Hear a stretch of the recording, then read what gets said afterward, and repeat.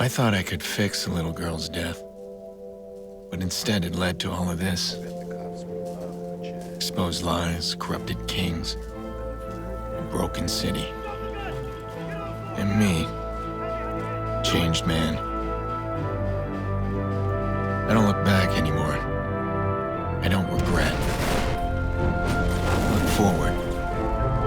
Everything is connected, and I'll use that to expose, to protect, and if necessary, to punish. We can never really take anything at face value. What we think of, the things we do, why we do them, and how we cope are all unseen aspects of ourselves. No matter how much we may speak to a particular person in our lives, and no matter how much of an open book we might see someone else, we don't always know the full picture. It's a mistake to think anyone is so one-dimensional, and that rings true for good characters. Characters that aren't so easily understood or can be quickly written off because what they do seem cliche and the reasons why they're doing it seems contradictory. We've seen revenge stories hundreds of thousands of times.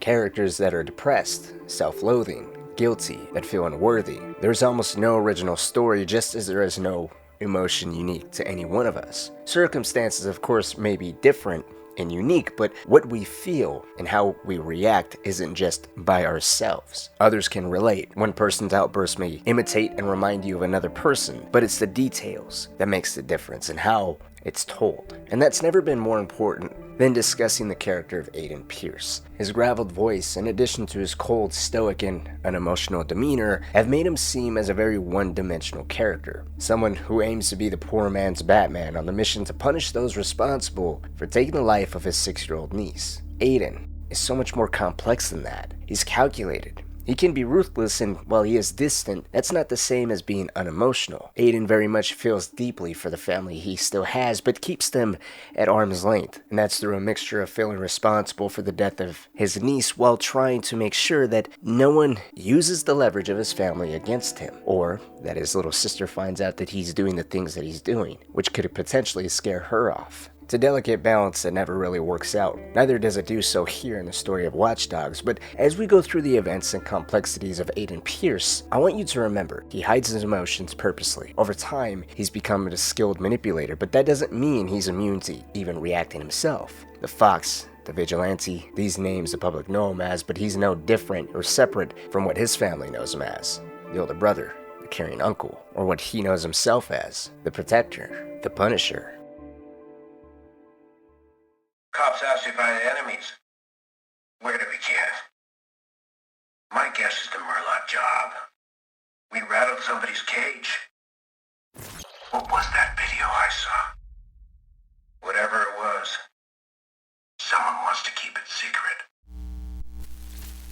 Chicago, Merlaut Hotel. Aiden Pearce walks through the lobby communicating with his partner Damian Brinks over a radio. The reason they're here is simple. With Aiden on site, hacking into the Merlaut Hotel system, Damian would oversee the successful withdrawal of funds from the people here within the Merlaut Hotel. Damian and Aiden have been working together for quite some time. They've proven to be a strong team. Damian taught Aiden how to ferret out weak code within systems, while Aiden showed him how to do the same with people. Aiden was more of the physical force, while Damian was a bit more of a savant with computers, but both were equally talented hackers all the same. This job would be the magnum opus. With Aiden inside the system, Damian was able to withdraw over $100,000 out of people's bank accounts in less than 30 seconds. The plan was actually going beautifully well. Aiden had managed to get into the system completely undetected. And as long as he stayed connected, being that vital link, Damian would have no problem continuing to siphon these bank accounts. Everything was going fine until Damian noticed another person was hacking into the Merlaut Hotel system. Against Aiden's directions to ignore the other hacker and stick to the plan, Damian decided to investigate and identify the other person hacking. Now, he couldn't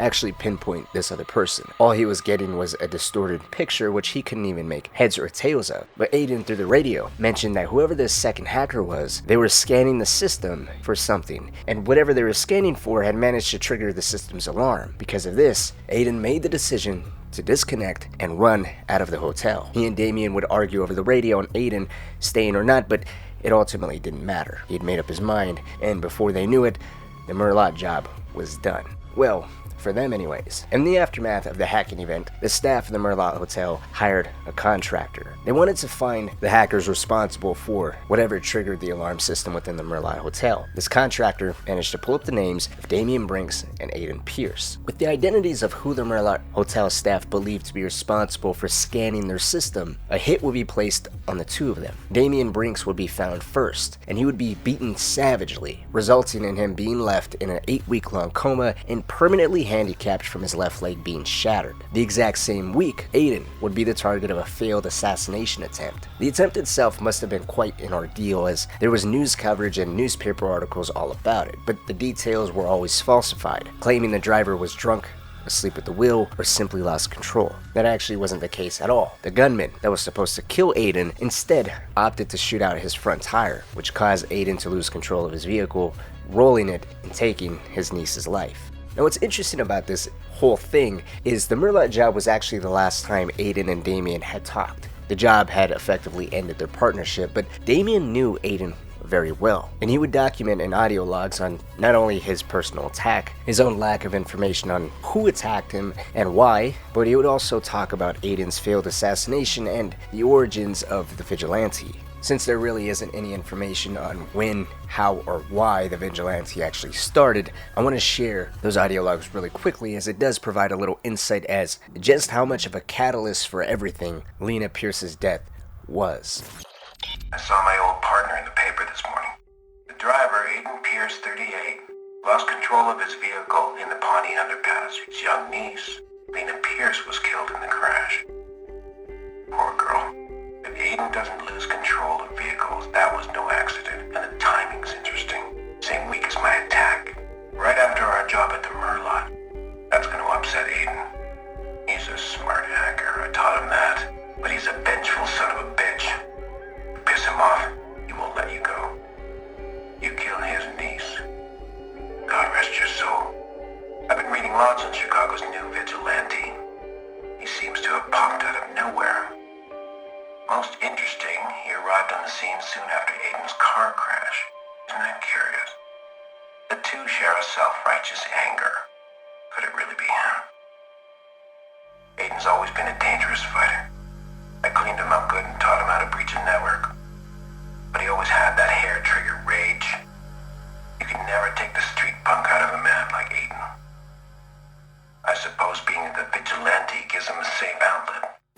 Perhaps Damien knew Aiden more than Aiden properly gave him credit for. The death of his niece did much in a lot of ways. It was further anger towards Damien for the Merlaut job, and his refusal to listen to Aiden. It was guilt, anger, and sadness for his actions that Lena had to pay for, and it was the birth of the Vigilante. Almost immediately after the car crash, Aiden started to separate himself from his sister Nicole, as well as his nephew Jack. He would set up a base of operations of sorts in a room inside the Alamo Motel where he would keep a very close eye on his sister and nephew without them even knowing, and track down as much information as he could on the people responsible for his failed assassination attempt. It's during this time that he would get into contact with a fixer, or mercenary, by the name of Jordy Chin, and it was through him Aiden was able to get his first lead, the trigger man behind his hit job. With the help of Jordy, they identified the hitman as Maurice Vega, acquired the original phone call made between Maurice and his employer, and confronted the hitman at May Stadium, 11 months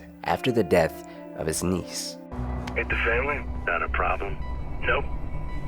I'll scare him good. You'll never hear from him again. What do you think, Maurice? Did you scare me? This is when we finally get to see Aiden make some kind of legitimate progress. Having Maurice here in person granted him the opportunity to do what he does best: intimidate. Hoping Maurice would give him the name of the people that placed the hit on him, but he would ultimately just be a dead end. Kept in Jordy and Aiden's captivity, hoping he would eventually at some point share something of value, but he never does. The only thing really worth pointing out in the exchange between Maurice and Aiden here is Aiden's way of intimidation. Granted, the situation with Maurice is uniquely different, as he is the one that pulled the trigger and directly caused the death of Lena. However, the purpose of presenting a bulletproof mask of sorts and doing his best to ensure no one uses anything against him, Aiden often takes the route of intimidation, putting the other person on edge and directly or indirectly reminding them who's in charge. He would later do this with another associate when he finally meets them in person for the first time and employs another type of tactic to ferret out information he's after. We'll point out each moment when they arise, but with Maurice, Aiden pulls a gun up to the man's head and pulls the trigger. I spoke to them on the phone. They told me where to find you. That's all I know, man. That's all I know. Give me a name. I don't know. A name. Kill me, man. Just fucking kill me. Ah! How's your memory now? Ah!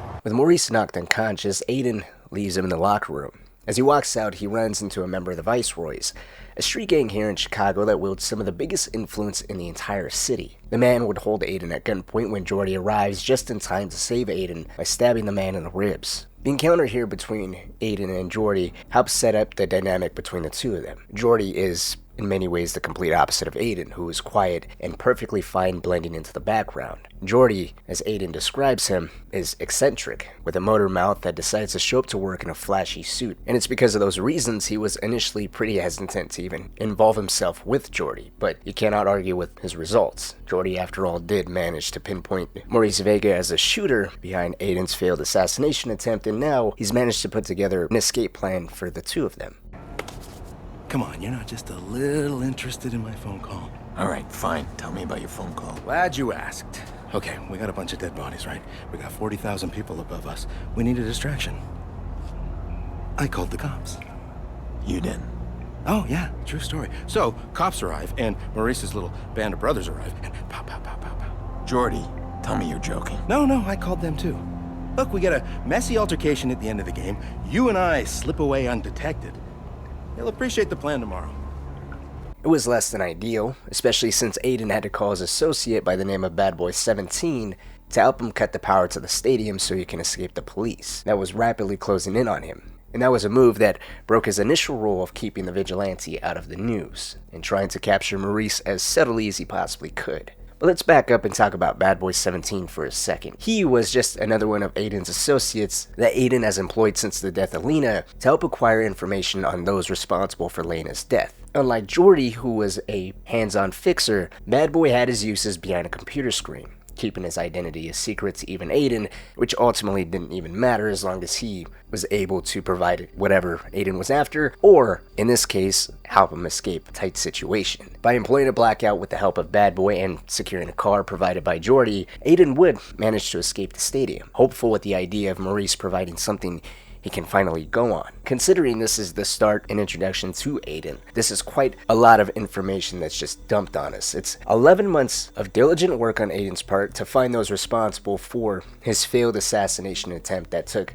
his niece's life. On one hand, you gotta imagine how hopeful and exciting the prospect of actually having the trigger man is. It's the first genuine progress. On the other hand, when Aiden returns back to his base of operations at the Owl Hotel, we get a glimpse of the trauma and the impact Lena's death has had not just on him, but the dynamics of his family. Why are you sitting here? He's coming, right? Not like last time. Jackson, I did invite him. It's been so long. Are you sure you called the right number? Honey, your uncle's a different kind of person.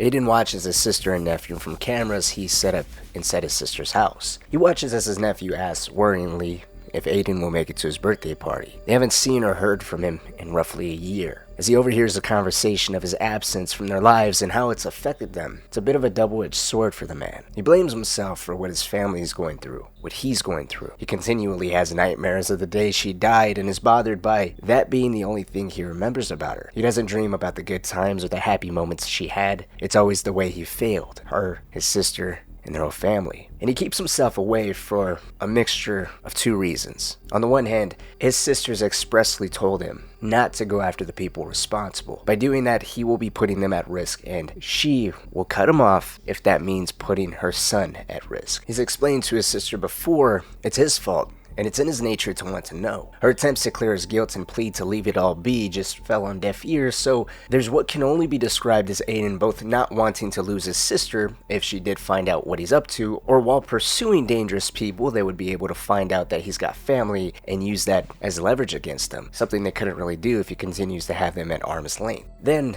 there's the other equally complicated half to it. He's afraid. They don't go incredibly in depth on this, but there's some in-game dialogue from Aiden directly that gives us a glimpse into his fear. He does eventually decide to go over to Jackson's birthday party, and in between cutscenes, he talks about the last time he was at his sister's house was for Lena's 6-year-old birthday party, and the other time was for Jackson's birthday party where Lena sang with her heart out completely off key. He's afraid of the silence, the permanent change, the reality of this actually being all genuine.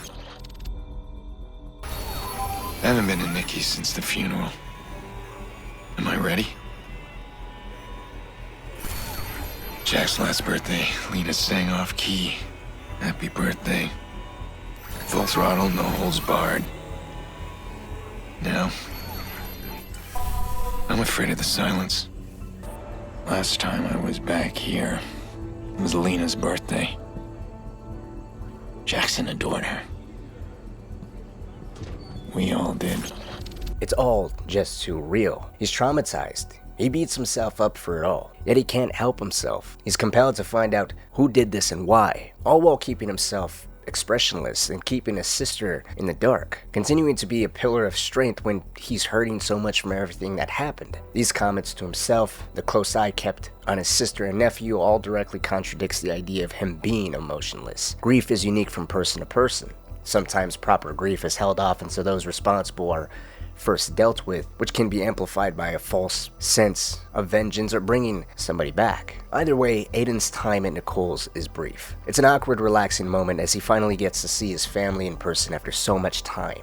It is also bittersweet as these two lives he's living begin to immediately bleed into each other. First, with Aiden and the secret of watching the two of them, which is covered for is almost blown when his sister shares with him that Jackson has been seeing a therapist since his sister passed away, to which Aiden must act surprised at news that he's pretty much already known. His demeanor when the news hits and surveillance of her home betrays that he's practically known everything involving the two of them as soon as it was unfolding within her household, but he couldn't let his sister know that. It's his first birthday without Lena. Oh, how's he doing? Still doesn't talk to anybody but me. Yolanda says it's his way of maintaining some sort of control. Yolanda. His therapist. She's helping him. The other slip-up pertains specifically to Aiden's protective side. After the initial greetings, the trio decides to head into Nicole's home where she would get a prank phone call. While initially pretending to not hear, Aiden would hack into his sister's phone after she was displaying some worrying behavior. The caller was tormenting his sister, asking if she felt safe and how are the locks on her doors. As soon as the caller hung up, Nicole went to check her front door, while Aiden began to question her regarding who that was and if she recognized his voice. Tension between the two of them quickly grew as the delicate balance of the two lives that Aiden was living was practically teetering by a thread. Add to it that Jackson was sitting there in the living room watching his uncle and mother fight. Aiden took the opportunity to dismiss himself, trace the caller's location, and track him down. As it turned out, the caller was just outside Nicole's home while he was making the phone call, but was quickly leaving the area. Aiden would hunt him down, disable his vehicle by hacking into the CTO system the city runs off of, and kill the driver. With the driver dead, and Aiden curious as to why he decided to make these phone calls towards his sister, he would hack into his phone and realize someone had actually paid this guy to harass Nicole. Aside from him learning someone else paid this guy to mess with his sister, he was getting nowhere as far as who or where the person was that paid the harasser. So, Aiden turned to Bad Boy 17 to help him trace the phone call. Bad Boy would have some issues with identifying the origins of the call himself. He could see the caller originated from the Loop District within the city, but unless Aiden is able to personally hack inside the CTO system inside the loop, their progress to identify this caller was dead in the water. Determined to figure out who was behind the threat on his family, Aiden naturally would waste no time heading to the CTOS system, break into it, and give his associate the type of access he needs. Once Bad Boy's inside, it'll just be a matter of time until he can have an actual source of the call. While Bad Boy was working on the origins of the phone call, Aiden had some other pressing issues. For one, Maurice was becoming a bigger problem for Jordi than initially thought. As he spent more time babysitting Maurice for Aiden, he was being offered jobs he couldn't refuse.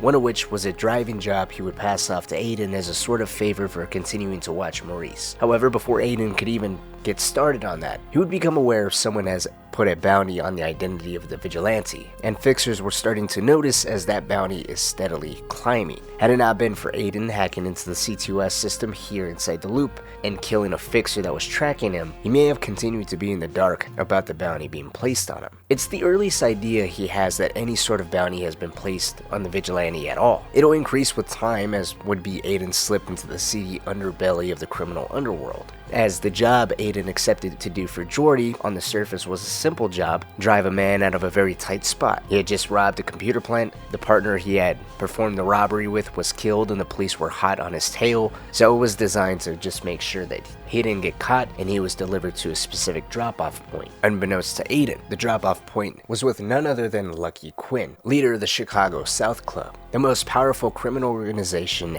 in Chicago. Aiden would watch as Quinn spoke to the man he had delivered. After making sure the man had no contact with anyone since the moment he messed up the robbery, Aiden watched as Quinn killed him. Immediately afterward, Aiden would speak to himself on how he should have done the city a favor and put a bullet in Quinn's head. This is the type of life, the type of work that he's been trying desperately to stay away from, but as he runs away from it, it only comes back harder. As if there was a sign telling him to just walk away from everything here and now, Bad Boy would call. And he wanted the two of them to set up a meeting. And all the time Aiden has worked with Bad Boy, he had made it a point to never reveal his identity, even to Aiden. However, this was different. He wanted to set up a meeting, as what they needed to discuss was urgent. Aiden would agree, completely unaware of just how much more his past life would return, and bring with it a ghost that has long been buried.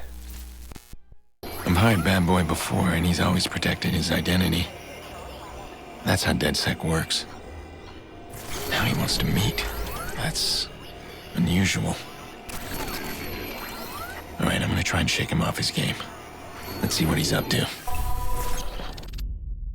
Aiden met Bad Boy 17, and to his surprise, he wasn't 17. Hell, he wasn't even a boy. Bad Boy 17 was none other than a woman by the name of Clara Lil. As we just heard, Aiden was already going to meet with Bad Boy, having the intention of setting Bad Boy on the defense. The fact he wasn't 17, a boy, or decided to reveal his true identity around the convenient timing that his family was being threatened, I don't think was something that genuinely surprised Aiden, or even things he really cared all that much about. It was just information that he cleverly used in the moment. Picking these little threads and in the right context could make Clara become a target for Aiden, seeming that the timing of all these little things going on around Aiden and now Bad Boy wanting to talk could all be suspicious. It's that intimidation tactic of his, to probe for any weaknesses while doing his best to expose none of his own. He would make it a point that he needed to trust her, while Clara would express the same thing. Trust is a two-way street. She has managed to make progress on the origins of the caller Aiden is after, but that's not why she wanted to meet him in person. She wanted to meet with him because she was giving him access to DedSec's advanced system hacks. It's something Aiden has been after for a while, and Clara has just given it to him without DedSec's knowledge. It was a major leap of trust on her part. She understood what Aiden had at stake, and by giving him these system hacks, he had the ability to pretty much manipulate anything here within the city that's tied to the C2S system, introducing him to a world of power like never before. With the new abilities at his disposal, such as hacking into any type of equipment, no matter how encrypted, this includes earpieces, phones, explosives, anything that ran off CTOS system. He can now make it a tool to leverage in any situation. And we're better to test this all out than at a local CTOS tower. Clara mentioned the caller had bounced his address at this CTOS tower. The man is talented and he knows what he's doing. If Aiden can get inside the building, upload a virus for Clara to gain access to the system's data, then their caller had nowhere left to hide. This entire thing is quite remarkable if you look at it from a different perspective. Now I'm going to share the big reveal. The caller behind threatening Nicole was Damien Brinks, Aiden's old partner from the failed Merlaut job, and as Clara said, the way Damien was bouncing his signal around, he wanted Aiden to find him. During Damien's audio logs, one of which I played earlier, he talks about how Aiden is vengeful, his family is off limits, and in some other ones he talks about how he was making progress or trying to understand why he was attacked, why his leg was was broken, and what the video he saw during the Merlaut job was and why it was so heavily protected. But there was only so much he can do. Since his leg was permanently broken and he was now handicapped, he needed someone to go in on foot. Someone like Aiden. But since their Merlaut job went downhill, the two of them effectively stopped talking. Aiden resented Damien for how poorly that job went, and Damien had his own quarrels with Aiden as to what happened that day, for not staying put and the two of them not listening to each other. Damien, well aware Aiden would never work with him again or be willing to meet with him, decided to harass his family to get Aiden to come to him. And even then, Aiden needed the help of Clara, someone much more tech-savvy than him to be able to track Damien down. Now, I don't want to make it sound as if I'm comparing Clara's help to how Damien may have been when him and Aiden were working together before their fallout, but it does go to show, at the end of the day, while Aiden is a very skilled hacker, he's quicker and much more efficient being more hands-on, dishing out actual beatings or putting a bullet in someone's head with the help of his hacking to get to that position. Damien played Aiden well enough, targeting his one vulnerability to draw him out of hiding, and Damien might have even reveled in doing it. As Aiden put it, Damien's weak spot is his ego, and Damien was the one to teach Aiden a lot of what he knew in terms of hacking. From Damien's perspective, it may have been a certain type of trial, a reminder to Aiden of the skill set he taught him was indeed valuable, and if he was able to go through tracking down the driver, killing the driver, hacking his phone, getting through all the addresses that were being bounced around, and finding the source of Damien's apartment, which was also a trap, as when Aiden hacked into Damien's apartment, an alarm went off, triggering a flood of fixers to come and kill Aiden. It could have been a mixture of Aiden proving himself while reminding him just how useful his former partner was. Since he used everything that Damien taught him to track him down, perhaps they can go back to working together. Besides, they're after the same thing. Who's behind the failed assassination on Aiden's life that killed Lena, and who's behind Damien's savage beating? Aware that Aiden has hit a dead end, with Maurice having nothing valuable to share, Damien actually has a lead, but he can't pursue it further due to his immobility. He needs Aiden, and he tries to portray this as Aiden needing him, but Aiden rejects the offer altogether. It's a mixture of still being angry at Damien for going too far, and Aiden still sees him as extremely dangerous. The cat and mouse game of who's behind his sister Nicole's worrying and crank call is over. Their partnership was over. Aiden would walk away from Damien, unaware that this very move would, in a twisted way, only make him more closer to him than ever before, and use as much knowledge as he had on his former partner as he possibly could. But in the meantime, the oh-so-obedient babysitter, Jordy, would call with some worrying news. You got a problem. Survivor from the stadium. If that guy talks, he'll ID you. Survivor? How did that happen? I'm guessing he didn't die. Now, relax, I got a plan. Meet me at Gorman Heights on the rooftop. May Stadium. Aiden and Jordy left behind a trail of bodies, with Maurice believed to be the only survivor who was in their custody. However, the man who held Aiden up at gunpoint and stabbed in the ribs by Jordy was in fact still alive. He's currently sitting inside of police custody, and he's expected to talk about what he knows. He's seen Aiden's face. While that is a big problem, there is another issue within that must be addressed. The identity of the Vigilante is continuing to draw in more and more interest, and with that, the bounty on Aiden's head is skyrocketing. Due to the blackout he deployed in order to escape May Stadium, it was known that whoever escaped the stadium that the survivor might have seen could very well be the Vigilante. When Aiden finally meets up with Jordy in Gorman Heights, he informs him a call went out early this morning. Someone is paying top dollar to grab the witness and to make him talk, and they plan on grabbing him by faking a prisoner exchange. The issue here is Jordy doesn't know who's running the operation, but he does have a plan. On the opposite side of the river is the man who knows the details about this false prisoner exchange. Aiden would go down there, eliminate his heavy security detail, while Jordy provides overwatch from the balcony, making sure Aiden reaches his target. When he does, with one perfectly placed shot, Jordy incapacitates the leader for Aiden to interrogate him. As the man crawls over to his pistol, Aiden emerges from the darkness, immediately letting the man know what exactly he's here for. Who's assigned to the prison job? The man plays ignorant, so Aiden turns to what he does best, intimidate. As this man lays bleeding on the floor, Aiden pulls his phone out and begins with the man's name, details about his family, and worse, crimes his name is attached to. With all his dirty little secrets laid bare before Aiden, he gives the name of Angelo Tucci. Angelo's running a convoy posing as federal contractors to transfer the witness to court. In reality, Angelo's taking the witness to his employer for the identity of the Vigilante. The man warns that Angelo's convoy has already left, so Aiden will never find him. Aiden's response to this is cold and extremely calculated. All right. motherfucker. Prison job. It's Angelo Tucci. He's running a convoy. It's too late. You'll never find him. Who says I want him? Bet he's got a family in town. Why do you want his family? Now, he doesn't aim to hurt his family, but it's interesting that his weakness, his family, is the very thing he uses to find Angelo Tucci. All he needed was the name. With that, he turned back over to Clara to find a relative of Angelo's. He gives her the name Helena Tucci, his niece, and it doesn't take Clara long to find her as she's pretty active online. With a little legwork and some crafty hacking by both Aiden and Clara, Helena would unknowingly seal her uncle's fate. And all it took was a simple phone call. Thanks to Clara and a little legwork by Aiden, he would find Helena inside the lobby of Connolly Square, and just a few feet away from her, he would hack into her phone and call her, pretending to be a Dr. Hyatt with Chicago General Hospital. He claims that he just received her uncle's blood work, but he only provided his niece's phone number. He would ask if there was any way to reach Angelo, but Helena claims she hasn't heard from him in years. And just a few seconds later, as soon as that phone call ended, Helena would call her uncle to warn him. But all it really did was give Aiden a location to track Angelo down, who he quickly took care of by utilizing the advanced CTOS system hacks Clara had provided him with.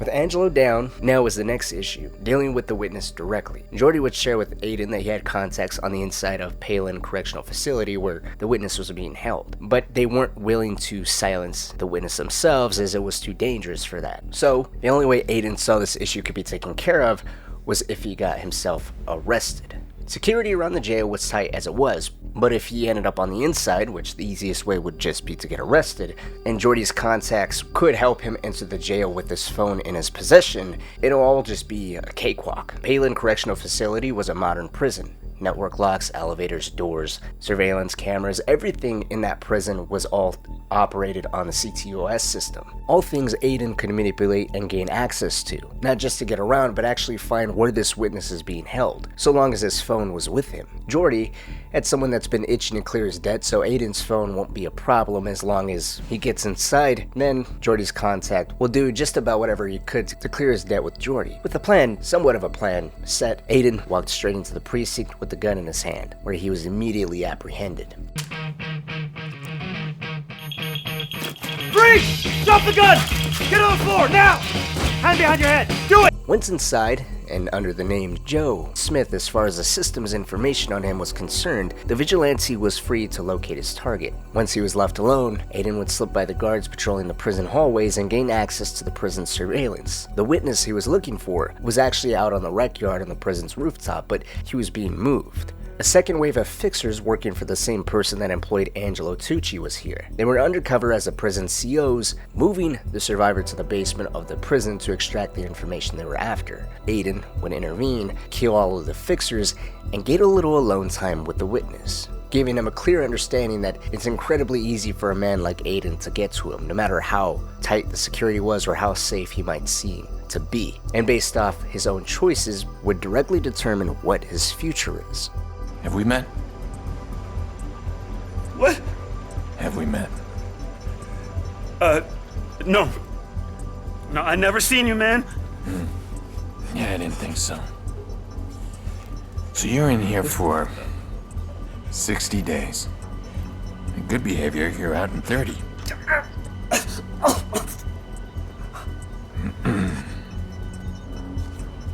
What does that say?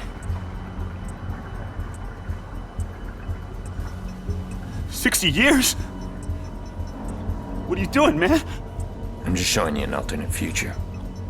You know, in case you get the urge to share your stories or make a deal with the cops. We're clear, right?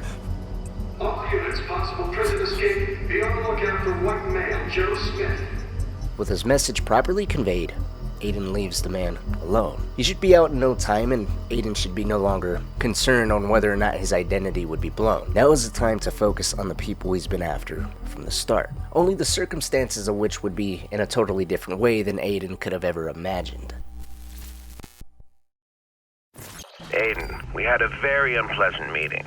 Well, I didn't kill you. We used to get along. You mentioned a second hacker at the Merlaut job, but we already knew there was another hacker. You found something new. Ah, intriguing, isn't it? Come, let's meet and I'll explain.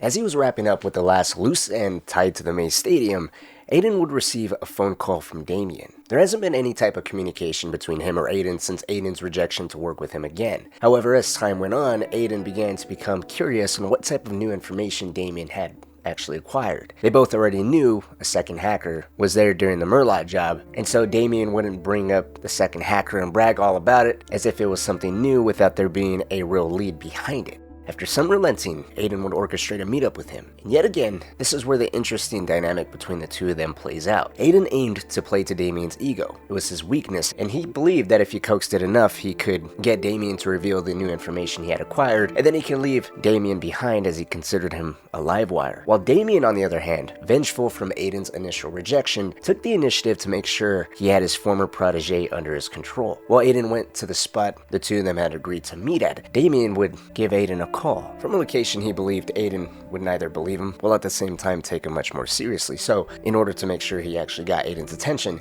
he would broadcast himself directly from Nicole's kitchen on some public televisions right in front of where him and Aiden were supposed to meet. As expected, Aiden raced over to Nicole's house, where he immediately attacked Damien without a moment's hesitation, but he's quickly reminded that if he touches or kills Damien, his sister dies. Aiden had refused the opportunity to work amicably, so now Damien was in charge. And if Aiden wanted to ever see his sister again, he will do all the legwork of discovering the mystery behind who attacked the both of them, and provide Damien regular updates on the progress he's making, on who that second hacker from the Merlaut job was. I've talked before about how Damien's ego was a big thing. And aside from Damien kidnapping Aiden's sister, this is a very different interaction between him and Aiden. Damien appeared to be enjoying the panic he's thrown Aiden into, and it's apparent of just how much he's enjoying this when Aiden asked where his nephew Jackson and sister were. This isn't how I wanted it. But this is where we are. If you'd listened to me, things would be different. Just tell me where they are. Where they are, there's only Nicky. That little boy. I don't know where he is. Now this is what's gonna happen. The long melodramatic pause to just then dismiss him and hand him the one lead he has betrays a man who cares little beyond making sure Aiden just plays ball. As he's walking out of Nicole's house, he mentions that what he just gave Aiden points to a hard drive. That hard drive will lead to the mysterious second hacker's computer. If Aiden can get it, then they'll know who the one responsible for ordering a hit on them was. Damien wants the hard drive. Once that's in his possession, Aiden will then have his sister back, and it's best to not play any games as he won't hesitate to kill Nicole. As he's left alone, the loving protective uncle springs into action. Before Damien left, he heard Nicole screaming for help over a cell phone. It was just her voice Aiden heard, and Damien claims Jackson isn't with him, so it was best to track his nephew down to make sure he was at least safe before he can focus on freeing his sister. Luckily, Jackson had his tablet with him, making it easy for Aiden to find him. He was only a few minutes away on board the L train. Unfortunately, since Aiden could track him down, so could the fixers who kidnapped Nicole. This would not be the first time he would have to deal with people by killing them in order to save his nephew's life, but it certainly is the earliest example of him doing so. The vigilante rushes over just in time to manipulate the L train, getting it to depart early, saving his nephew from harm while providing him a window to neutralize the threats. With the fixers taken care of, he would board the train at the next destination and find Jackson sitting alone. Traumatized from the death of his sister, Jackson didn't talk much to anybody as it was. The only person he really spoke to was his mother, and now he just witnessed her being kidnapped. One could only imagine the amounts of fear and lonely isolation he's going through. Despite doing his best to comfort the young boy, Aiden still needed any information his nephew might have heard. A name, a destination of where they took his mother, anything. Jackson, continuing to be mute, would just present a drawing. The drawing would point his uncle to a boat restoration company by the name of Racine, the headquarters of which was located down by the marina, and that is where Aiden would end up going after making sure his nephew was safe. He'd call up Jackson's therapist Yolanda and ask if she would be so kind to look after the boy for a few days. He claims the week's been rough for all of them. His sister has forced herself to get rid of Lena's stuff and is finally saying her goodbyes. Yolanda, understanding the grieving process, agrees, and with that, Aiden can focus on saving his sister. Going off of Jackson's tip, Aiden believed Damien hired someone at Racine to help orchestrate the kidnapping of his sister. They had to have either knowledge on where she was, if she wasn't there, or who else might be involved. While he was correct in identifying the owner, Robert Racine, as the perpetrator hired by Damien to execute her kidnapping, Damien knew Aiden all too well, as he purposely kept Robert Racine in the dark since Aiden would undoubtedly go after him. He made sure Robert had no knowledge to give Aiden even if he wanted to, and Damien even told Robert that Aiden would not be happy to see him when he finds out Robert is useless to him, and he was right. Despite finding out Robert knew nothing, Aiden would still hunt him down and kill him, as punishment for his part in sending the fixers to kidnap his sister, and even go after Jackson, which was something Damien told Robert specifically to not do. The target was strictly Nicole. Once Robert was killed, Damien would give Aiden a phone call, and he would basically excuse him for attempting to get around him. Robert had crossed the line for going after Jackson, but this moment forward there would be no more excuses. Nicole's life hangs in the balance, and Aiden has no other option than to investigate the IP address Damien gave him. That is his ticket to undoing this whole mess. The vigilante is not the one in charge here. In a panic, Aiden would immediately return to his hideout back at the Owl Motel, plug in the device that Damien gave him, and began frantically looking for anything Damien had missed in his search for the Merlaut hotel job. Here, while going through all the files, Aiden would see the same distorted video Damien had seen all those months ago. The video that put their lives in danger for accidentally coming across. As Aiden was lost in the flickering image of a face he couldn't make out, Clara would walk in, almost getting shot by Aiden, who was in a frenzy. Now, Clara revealing her identity to Aiden was a big step in their quasi-partnership dynamic. Being on foot in the thick of any kind of danger was completely foreign to her, and everything she saw in the Owl Motel wasn't just foreign, but frightening. The work Aiden has done in order to track the people for Lena's death was all out in the open. An advanced computer setup, a wall decorated with photographs and strings tied to people directly or indirectly connected to the killing of Lena, and Aiden, here in the frantic state he was in, only made the shock and fear she was going through that much deeper. Not only did he pull a gun on her after calling her to meet him here, but he was rambling. The last time him and Clara have communicated was back when Clara helped him track down the Crane Caller. Everything from then to now, Clara's been completely left in the dark about who the Crane Caller was. Aiden breaking into Palin Correctional Facility to address the final loose end tied to May Stadium, Nicole being kidnapped, Jackson being targeted, and Aiden going to hold some street justice against Robert Racine were all things that Clara had no idea transpired. Aiden was completely in reactive mode, trying his best to regain control of the situation, and now he needed Clara's help to fix this corrupted video he pulled up on the files of the device Damien gave him. The scene of everything and the flood of information on what her quote-unquote partner has been up to these last few days was just too much for Clara, and the revelation of Damien Branks being the Crane Caller Aiden has been after was almost enough by itself to push Clara to leave. She wanted to leave Aiden to all of this by himself, and she probably would have done so had it not been for a surprise attack. As she was making her way over to the door, Aiden heard cars pull up, many cars, and he began to hear voices outside his motel room. He would call Clara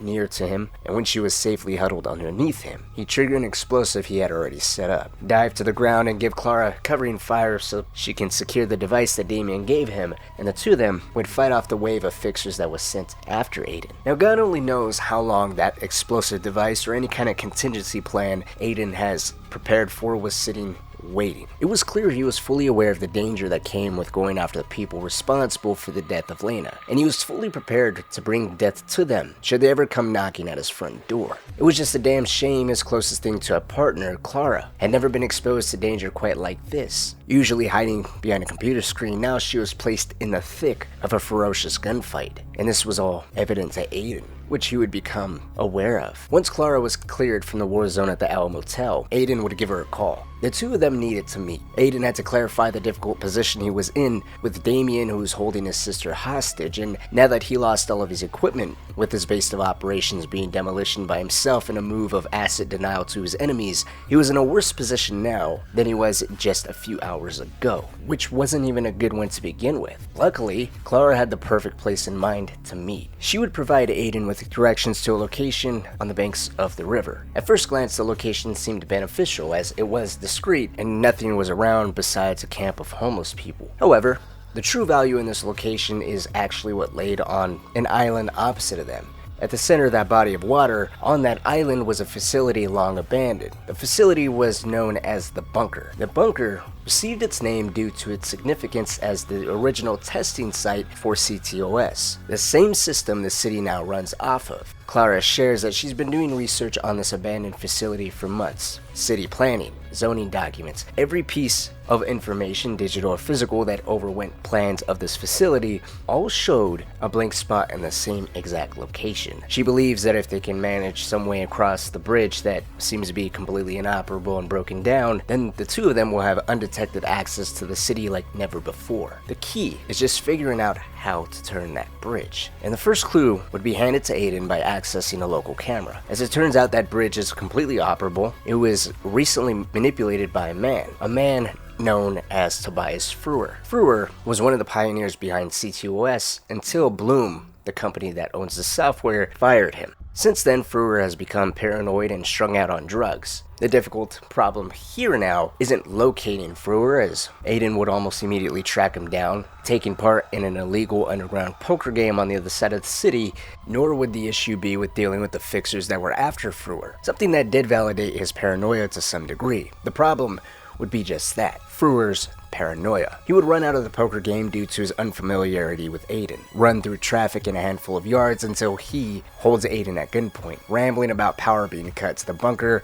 The people that are after him will know he gave Aiden the bridge remote, and everyone who ever touched that place has had one foot in the grave. Delicately maneuvering an emotional and suspicious Tobias, Aiden would manage to gain possession of the bridge remote, and with it began to rebuild power to the bunker. Now, something worth highlighting is Aiden's sensitivity with Clara here, as he starts returning power to the bunker, or really his entire time at the bunker. After the Owl Motel, he became aware of his situation and how dangerous it is. As I've pointed out earlier, much of Aiden's emotions and more vulnerable aspects are left to in-game dialogue, rather than cutscenes or interactions with other people. When Aiden does show moments of vulnerability or letting his guard down with certain people, which at some points he does do, he does it in his own unique way, where his guard is still somewhat up and keeping that person at arm's length. Before meeting with Clara on the outskirts of the bunker, Aiden mentioned to himself about how he needs to make sure he doesn't drag her into this being the dangers of attempting to rescue his sister, go after the people who tried to originally kill him, and whatever else may come with those dangerous goals. While Aiden is becoming uniquely aware of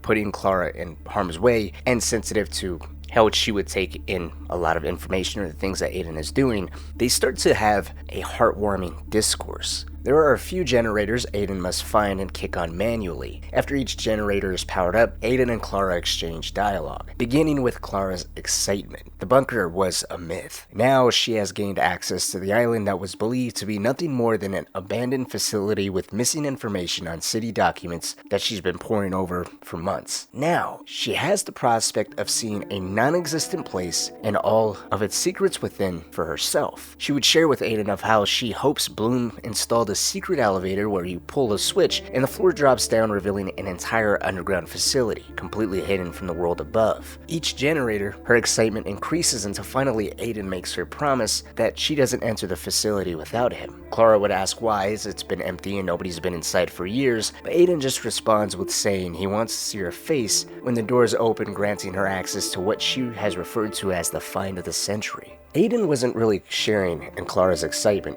as it was more a means to an end for him, but he was clearly very amused with her elation. Someone being excited and genuinely happy about something that interested them has probably been something he hasn't been around since before Lena was killed, and it must have hit some kind of nerve with him, as the interactions have a tone of watching an endearing uncle humoring his young niece on her favorite topic. I hope there's a secret elevator. You pull a switch and the floor drops into a hidden base deep underground. Underwater? We're on an island. I found it. I just heard the system come back online. Wait for me. Why? It's perfectly safe. Nobody's been inside for years. Because I want to see your face when the door opens.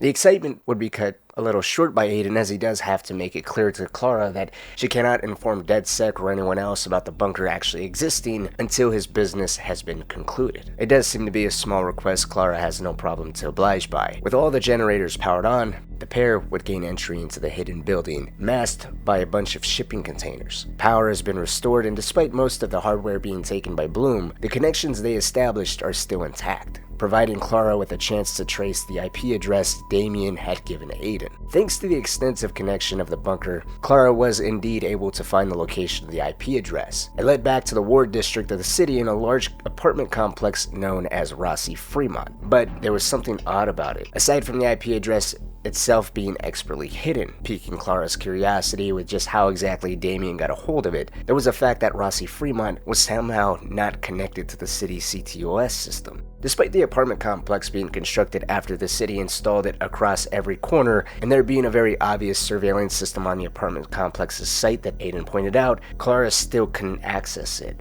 It was a dead zone. If Aiden wished to recon inside the Rossi-Fremont building to see who the second hacker was, or what he would have to deal with in terms of security if he wished to gain access to that person's computer, he would have to connect manually on Rossi-Fremont's premises, which presented one more issue. The apartment complex was the headquarters of the Viceroys. The Viceroys, or Black Viceroys as another name they were referred to as, were second to only the Chicago South Club as the leading criminal organization here in the city of Chicago. Heading there on foot and attempting to hack in would prove to be far more dangerous than expected, and it's not as if Aiden took the Viceroys lightly to begin with. He just couldn't be properly prepared for just how dangerous and technologically adept the gang truly was.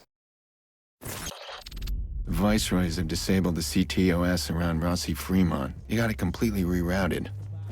It's not just the CTOS that's offline. This whole area, these people, feels like the aftermath of a war zone. That explains why Bloom hasn't fixed it. Bloom has the money to deal with this. Doesn't add up. With Clara left back inside the safety of the bunker, Aiden would travel to Rossi-Fremont, where he immediately notices a few things. For one, the entire apartment complex is heavily guarded by Viceroys armed with military-grade equipment. Whatever they were protecting was valuable, or whatever was inside the building they deemed valuable. In addition to this, Aiden also noticed that Rossi-Fremont wasn't just off the CTOS system, it was instead rerouted. The entire surrounding area was kept on a system the Viceroys held firm control over, requiring Aiden to hack into 3 terminals, granting an opportunity to hack into the local CTOS tower, putting the entire Rossi-Fremont complex back onto the city-wide CTOS system, which in turn would allow Clara and Aiden to peer inside the apartment complex by way of the security cameras from the safety of the bunker. With the cameras now compromised, Aiden heads back to the bunker, where upon returning, Clara is appearing to walk out. Are you done then? You have what you need. So far, yeah. Okay, look, I understand if you're scared.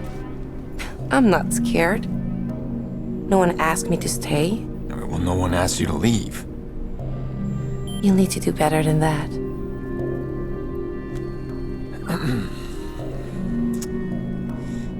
I could use some help.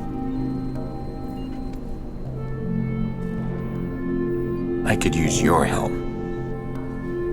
Like a team? Sure, like a team.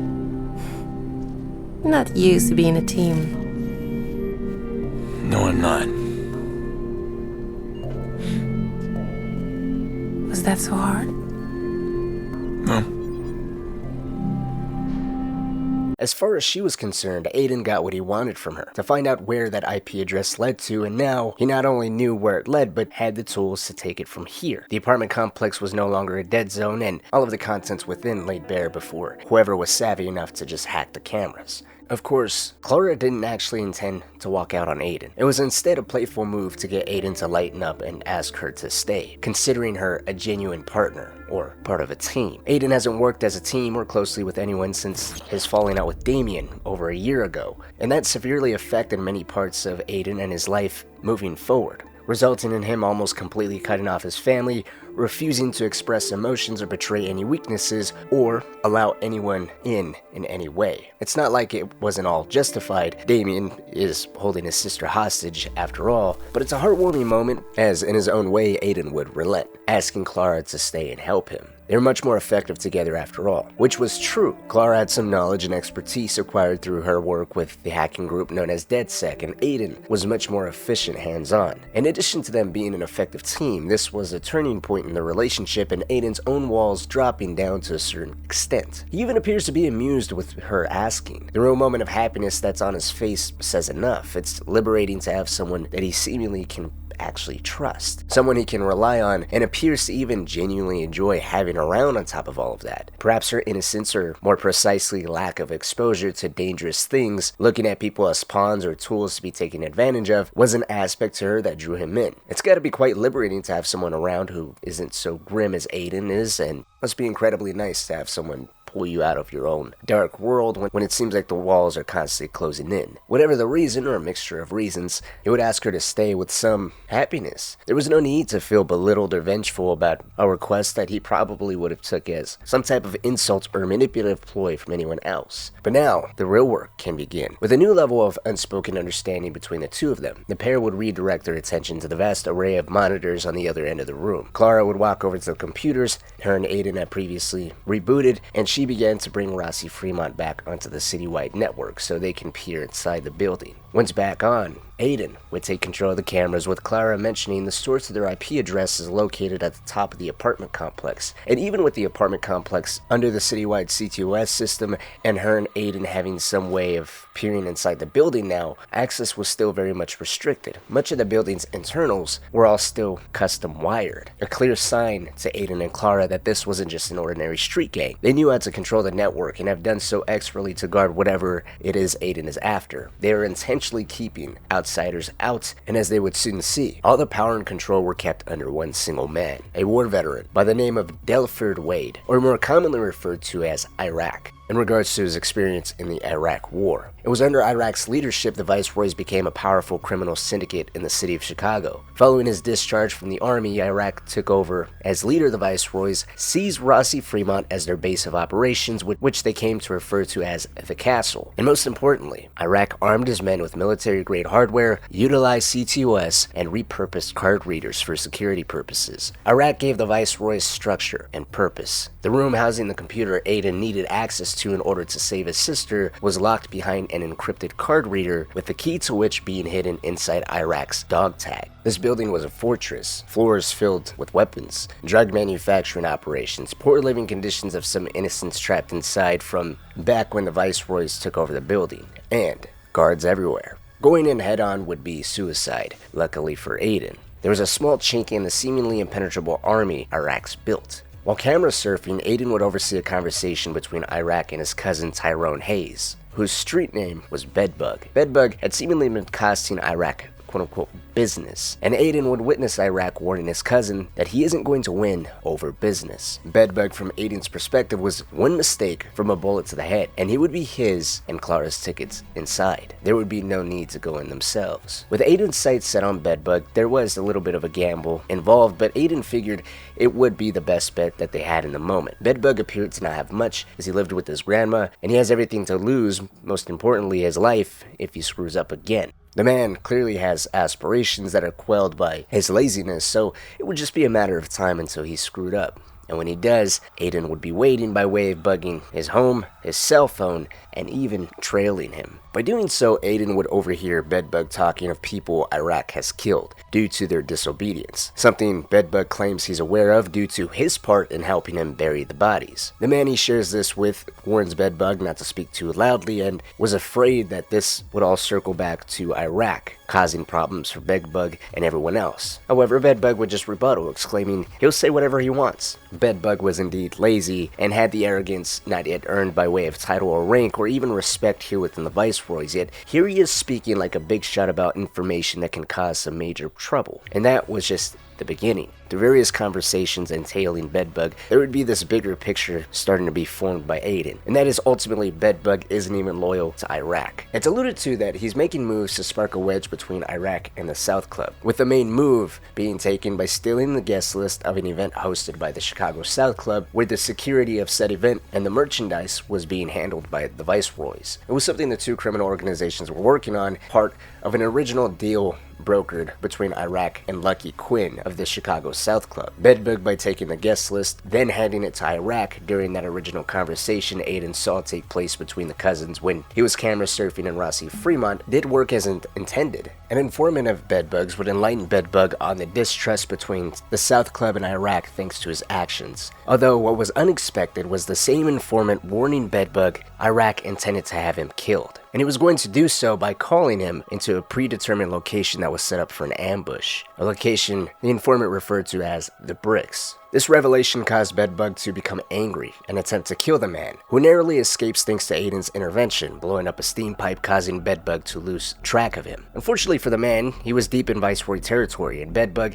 had radioed in backup claiming his now former informant has been stealing from Iraq, compelling all the viceroys in the local area to hunt him down and kill the one person that might have any type of information on Bedbug's true intentions. Now the man is kind of irrelevant. He can live or die, and it's really up to how well the player is at instructing him to escape without being seen. In the grand scheme of things, it doesn't matter if he does die or not, as Aiden can just hack into his phone and extract the details of the order Iraq has put out to kill Bedbug. After hacking the informant's phone or speaking to the informant face to face, Aiden would discover an ambush has been set up by Iraq. The location was at the shutdown Sienna Brick Factory, otherwise known as the Bricks. Considering the infiltration of Rossi-Fremont required Bedbug to be alive, and Bedbug himself was easily intimidated, Aiden had no other choice but to intervene and take out the ambushers for himself, and he would do so with a very brilliant plan. Other than saving Bedbug, Aiden took the calculated guess that Iraq cared little for these no-named hitmen dispatched to kill his cousin. What Iraq would care more about is having any weak links within his empire. If Bedbug appears to have killed these men who were sent to kill him, it'll in turn catapult him into Viceroy infamy, earning power, respect, prestige,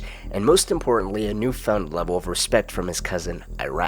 Aiden would in essence carefully sculpt the reputation Bedbug has always wanted, while simultaneously pushing in front of him all the damning evidence he's recorded on him to make sure he stays in line. But first, he's got to take care of the ambushers. Aiden would call in a favor from his favorite fixer, Jordy Chin, as he required explosives for the ambush. He'd collect some sticky bombs, arrive at the Sienna Brick Factory before any of the Viceroys do, hack into footage from the old CTOS recordings of past meetups the Viceroys had here to get a better understanding of where to place his explosives, and in a few minutes later, Aiden would kill wave after wave of Viceroys single-handedly. Once it was all done, Bedbug would give one of the now dead Viceroy members a phone call when for the first time, Aiden would directly speak to him, ominously informing him that all of his quote-unquote friends are dead.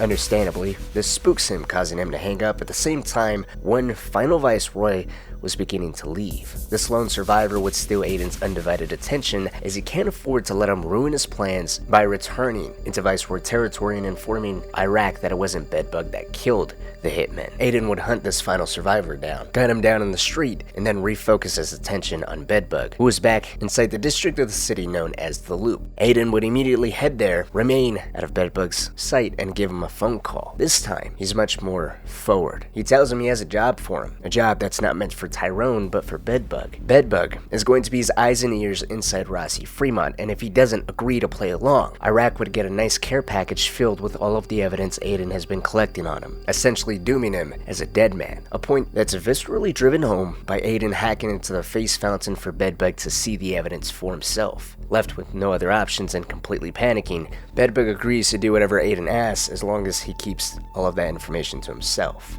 With that concludes Bedbug being on board. There was one other issue though. Even with the man being on board and willing to infiltrate Rossi-Fremont for Aiden, they still had to get close to Iraq. Remember, Bedbug was just a ticket. The goal was still the computer at the top of Rossi-Fremont, locked behind a door that can only be opened by way of a heavily encrypted card reader. The only known key was an RFID chip hidden inside Iraq's dog tag. The chip itself can be copied, but it would require someone to get incredibly close to Iraq to be able to do so. Even with Bedbug on the inside, he would share that he could never get close enough to Iraq to copy the RFID chip. Even if he could somehow, Iraq never leaves the room when he is at Rossi-Fremont, so private access to that computer is not an option. However, Bedbug would share Aiden might have a chance to get close to Iraq personally, as Lucky Quinn is hosting an auction, one that Iraq is going to attend. It's a private auction that requires a personal invitation to be allowed inside. The guest list for said auction just so happens to be inside the briefcase Clara and Aiden had seen Iraq with the first time they peeked inside the building of Rossi-Fremont, back when Aiden caught Iraq warning Bedbug about the business he's been costing him.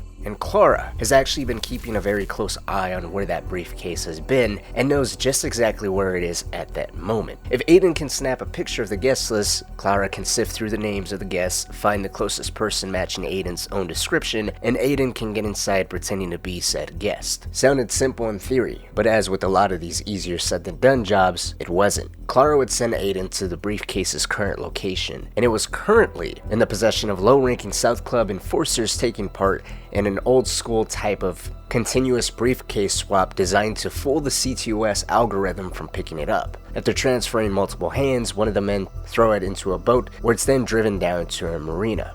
After quietly killing all of the South Club members, Aiden would take a picture of the guest list for Clara with the guidelines that she finds someone from out of the country, so Aiden being unrecognizable would make sense due to his disguise claiming he's a foreigner and not rouse any suspicion on why no one has ever seen him before, or how the name of a quote-unquote regular is actually Aiden, who they've never seen before. This is how Clara settled on Nicholas Crispin, a 32-year-old expatriated American that hasn't been back to the United States in 12 years. Apparently, the list also mentions the man's preferences. He's rich and, as Clara described, quite sick on account of his preferences. Aiden asked if the man would be missed, implying, would anyone come looking for Crispin in the event of the man being killed? It's a point Aiden has to actually emphasize and make clear to Clara, reminding her his sister is missing, and he'll do whatever it takes to get her back, and that he cannot have Crispin alive and walking around blowing his cover, as that'll jeopardize everything, putting his sister Nicole at risk. He follows this up with offering Clara another opportunity to walk away if this is all too much for her. It's another clear moment that, again, she's not used to this, or playing with something where someone's life potentially is in the balance, whether if they are a good, or in this case, a horribly demented person.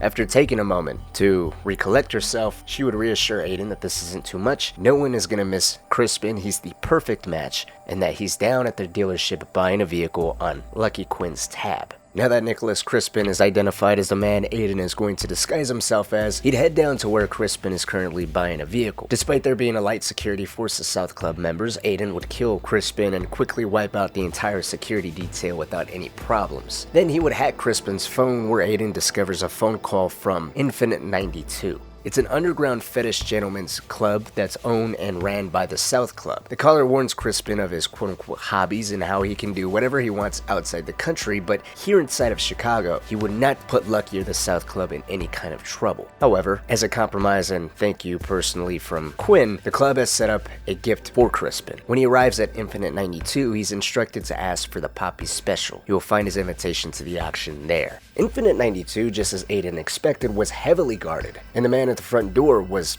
expecting Crispin. Thanks to Aiden already knowing to ask for the Poppy Special, there was no need for anybody to question his identity. Although they did ask where his security detail went, to which Aiden coldly replies they couldn't keep up. With that swift response, Aiden was escorted to what was described as a quote-unquote signature dish prepared especially for Crispin. Everyone here knew exactly who Nicholas Crispin was, at least in terms of name and preferences, adding all the more attention to Aiden. Crispin was infamous in this human trafficking circle that was being ran ran at this underground Infinite 92 sex club and this alleged private auction. It's never directly stated to Aiden or the player what Crispin's preferences are. It is alluded to by Poppy, the sex slave personally picked and set up by Quinn for Crispin to feel quote-unquote comfortable, as she was the Poppy special, handed over to Crispin on a silver platter, who apparently was known for brutalizing and killing women during sexual activity, with rumors going so far as the man partaking in cannibalism. Naturally, when Aiden entered the room with Poppy, who believed he was Crispin, she held a knife under her chin, ready to kill the man who she believed in a few seconds would transform into the infamous monster she's heard so much about. However,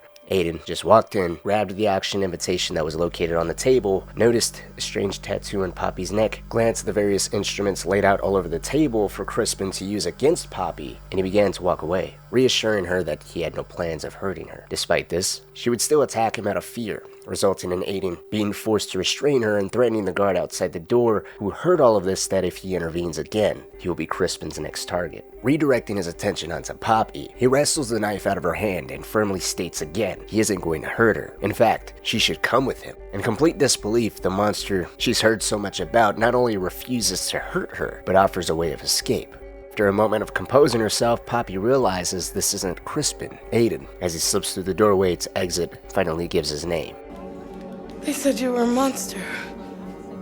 You're not Crispin, are you? My name is Pearce. The auction invitation was now firmly in Aiden's possession, with all the South Club members who have seen him here and Infinite 92 all believing he is in fact Crispin. With his disguise solidified, Aiden can now focus on attending the auction as Nicholas Crispin, with a small special request made to the club. Aiden wouldn't forget Poppy. The protector of Vigilante side within him refused to let the poor woman continue to suffer her fate as a sex slave. Determined to save her, Aiden would instruct Clara to call the South Club posing as Nicholas Crispin's personal secretary. On behalf of Crispin, Clara would put in the request that Poppy be delivered to the docks, where the auction is being held, so Crispin can enjoy her company again. In truth, putting Poppy at the location of the auction would give Aiden the opportunity to copy Iraq's RFID chip, the main reason why Aiden's even attending the auction to begin with, while simultaneously saving Poppy.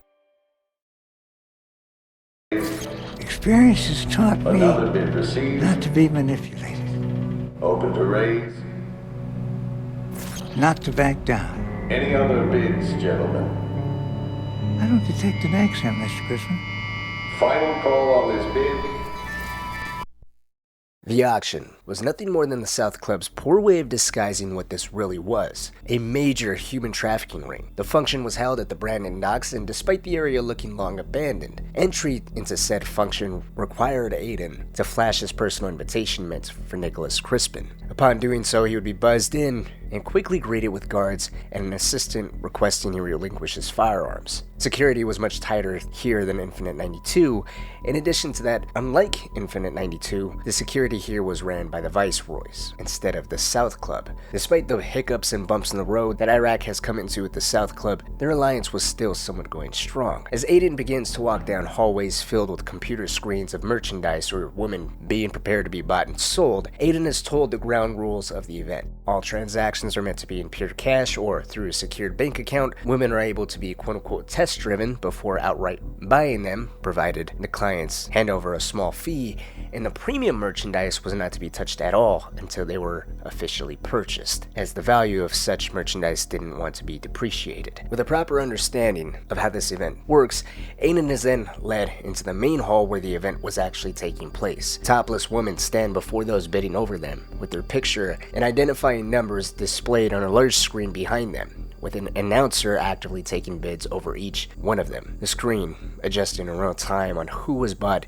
and who was still up for grabs. The vigilante within Aiden was repulsed by what he's seen. Yet no matter how much he wanted to help each and every single person here, he had to focus on the main mission at hand: locate Iraq and scan that dog tag. Then, when he was properly armed again, or once he's at a safe distance from the auction, work on hopefully saving some of these women. As far as locating Iraq went, luckily, Aiden wouldn't have to look far at all, since he was directed to an office above the auction. Lucky Quinn and Iraq were having a meeting that looked as if it was wrapping up. The conversation the pair was having was practically concluded, yet what Aiden can overhear is more than enough to understand his time as Crispin is rapidly running out. The security detail that was was tasked with guarding Nicholas Crispin, the same one Aiden had killed, is now alerted as missing, and Quinn is overheard by Aiden demanding that Iraq look into who's behind his missing men. Iraq meanwhile expressed his own men were stretched thin and couldn't lend the manpower necessary to properly look into Quinn's missing men. In a display of who is the more powerful and ultimately the one who's in charge between the two of them, Quinn would just place his hand on Iraq's shoulder and remind him Iraq's men are disposable. What's more important is that they don't look weak in front of whoever has the balls to screw with them. Iraq gets the message loud and clear and walks away.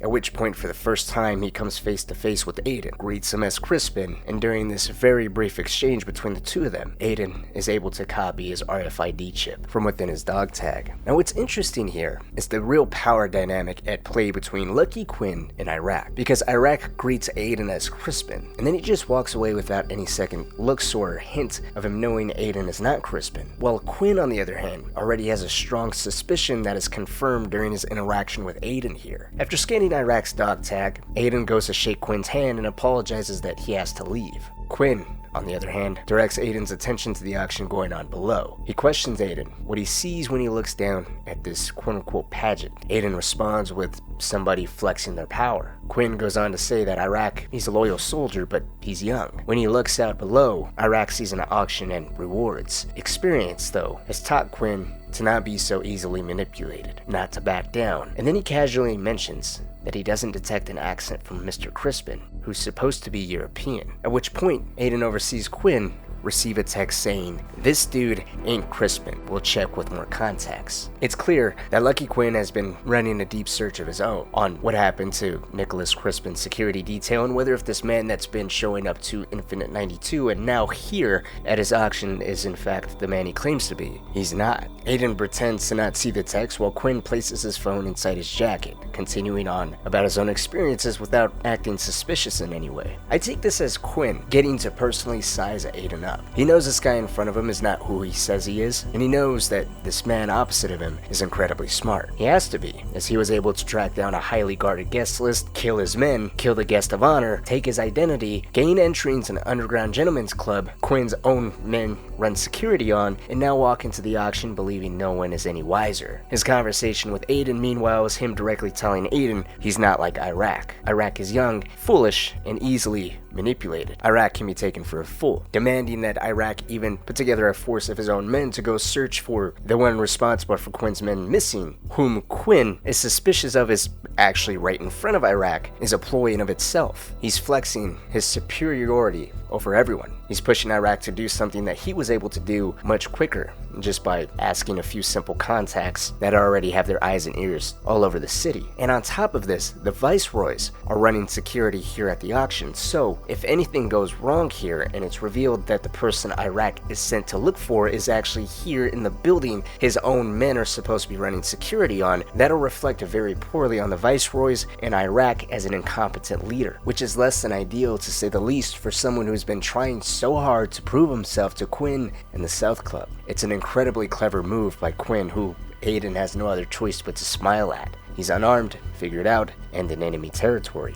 Poppy would suddenly appear from the doorway greeting Mr. Crispin out loud to only warn Aiden under her breath that nobody here trusts him. Fully aware of this, Aiden will bring Poppy in to an embrace and ask her about that tattoo on her neck, as now was the time for the two of them to escape. Poppy would share the tattoo symbolized the tracking device that's been implanted underneath the skin. It's how they track her, and all the other women being sold off here as merchandise. Aiden would scramble the device's signal, allowing her to somewhat gain her freedom. Despite this, Poppy would still refuse to go with Aiden. Instead, she opts to stay with her friends and wait for Aiden to send help. Meanwhile, Aiden heads to the basement, attempting to leave the auction without being seen. Despite this new path, guards were still patrolling the underground area, even with it being flooded with water. Ultimately, nothing really mattered, whether if Aiden went this way, took these men out quietly or not, as Iraq, seemingly informed by Quinn and his men, has now discovered Mr. Crispin is not who he says he is, and Iraq has put out orders for everyone to apprehend Mr. Crispin if they see him. Just as these orders are being broadcasted, a man hiding in a corner would manage to tackle Aiden with the pair falling through the floor, alerting all nearby viceroys who have the new orders of killing Crispin on sight. This forces Aiden to shoot his way out by hacking explosives, disrupting comms, manipulating the entire environment through his CTOS access. Aiden is able to put down a number of Iraq's men, and he would escape in one of the many parked vehicles outside. Then he would do what all vigilantes do: call the police. He'd report that there's a massive shootout at the Brandon docks, expecting a massive police presence to flood the area, and with that would come the liberation of Poppy and all the other women trapped in this hellish life they found themselves in. With Poppy and the other women saved, and Iraq's RFID chip copied, Aiden now has everything he needs to infiltrate Rossi-Fremont. It's just a matter of getting in contact with Bedbug and demanding he begin to do as he's told. As per usual though, there was one more somewhat major problem that unexpectedly popped up. As Aiden was making his way back to the bunker to commence the infiltration of Rossi-Fremont, he would receive a phone call from Yolanda Mendez, Jackson's therapist who has been looking over Jackson since his mother was kidnapped a week or so ago. Yolanda mentions Jackson has went missing. She wanted to call the police, but figured she'd give Aiden a phone call first since Jackson has developed this tendency to board the trains and essentially wander around the city since the days his sister passed away. Aiden would thank her and immediately shift his focus on his missing nephew. Just as he had done before, Aiden would track his nephew down by way of his tablet, locating Jackson on the other side of the city. At first glance, the biggest issue here just appeared to be trekking the vast expanse of the city in order to get to Jackson. However, when Aiden arrived at the location where Jackson's tablet was pinged, he'd quickly realized the situation was far worse than just dealing with a runaway. Jackson had, from Aiden's understanding, come to this restaurant in search of his missing mother, on account of noticing the racing branded van outside. Before Jackson was released into the custody of his therapist by Aiden, Jackson had personally overheard his mother's abductors mention the name Racine, and so naturally he connected the two. He believed Nicole would be located inside. In reality, Nicole wasn't here, but that did not mean Jackson was out of any kind of trouble. The restaurant Jackson had ventured inside of, mistakenly believing it was tied to Racine and his mother's abduction, was in reality owned by the mob. And in light of the mess Aiden had just unleashed upon the mob at the Brandon docks, security here will be looking for any kind of reason to scratch that itchy trigger finger of theirs, especially if Aiden is seen. A man who's perfectly matching the description of a Mr. Crispin who had just unleashed hell at the auction. This was a delicate situation that called for lethality, without alerting the mob enforcers to the fact that his nephew was hiding inside of the building. Utilizing his deep access into the CTOS system, and of course supplementing that with the tried and true method of putting a bullet into somebody's head, Aiden would wipe out the entire force of South Club members and locate his nephew Jackson inside the security room. While he did succeed at saving Jackson, it came at a cost.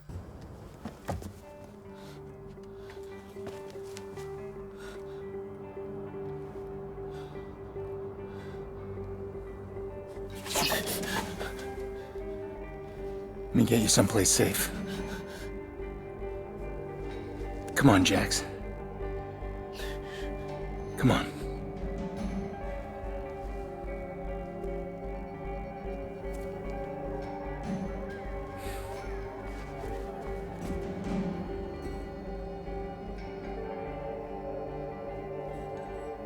Let's go.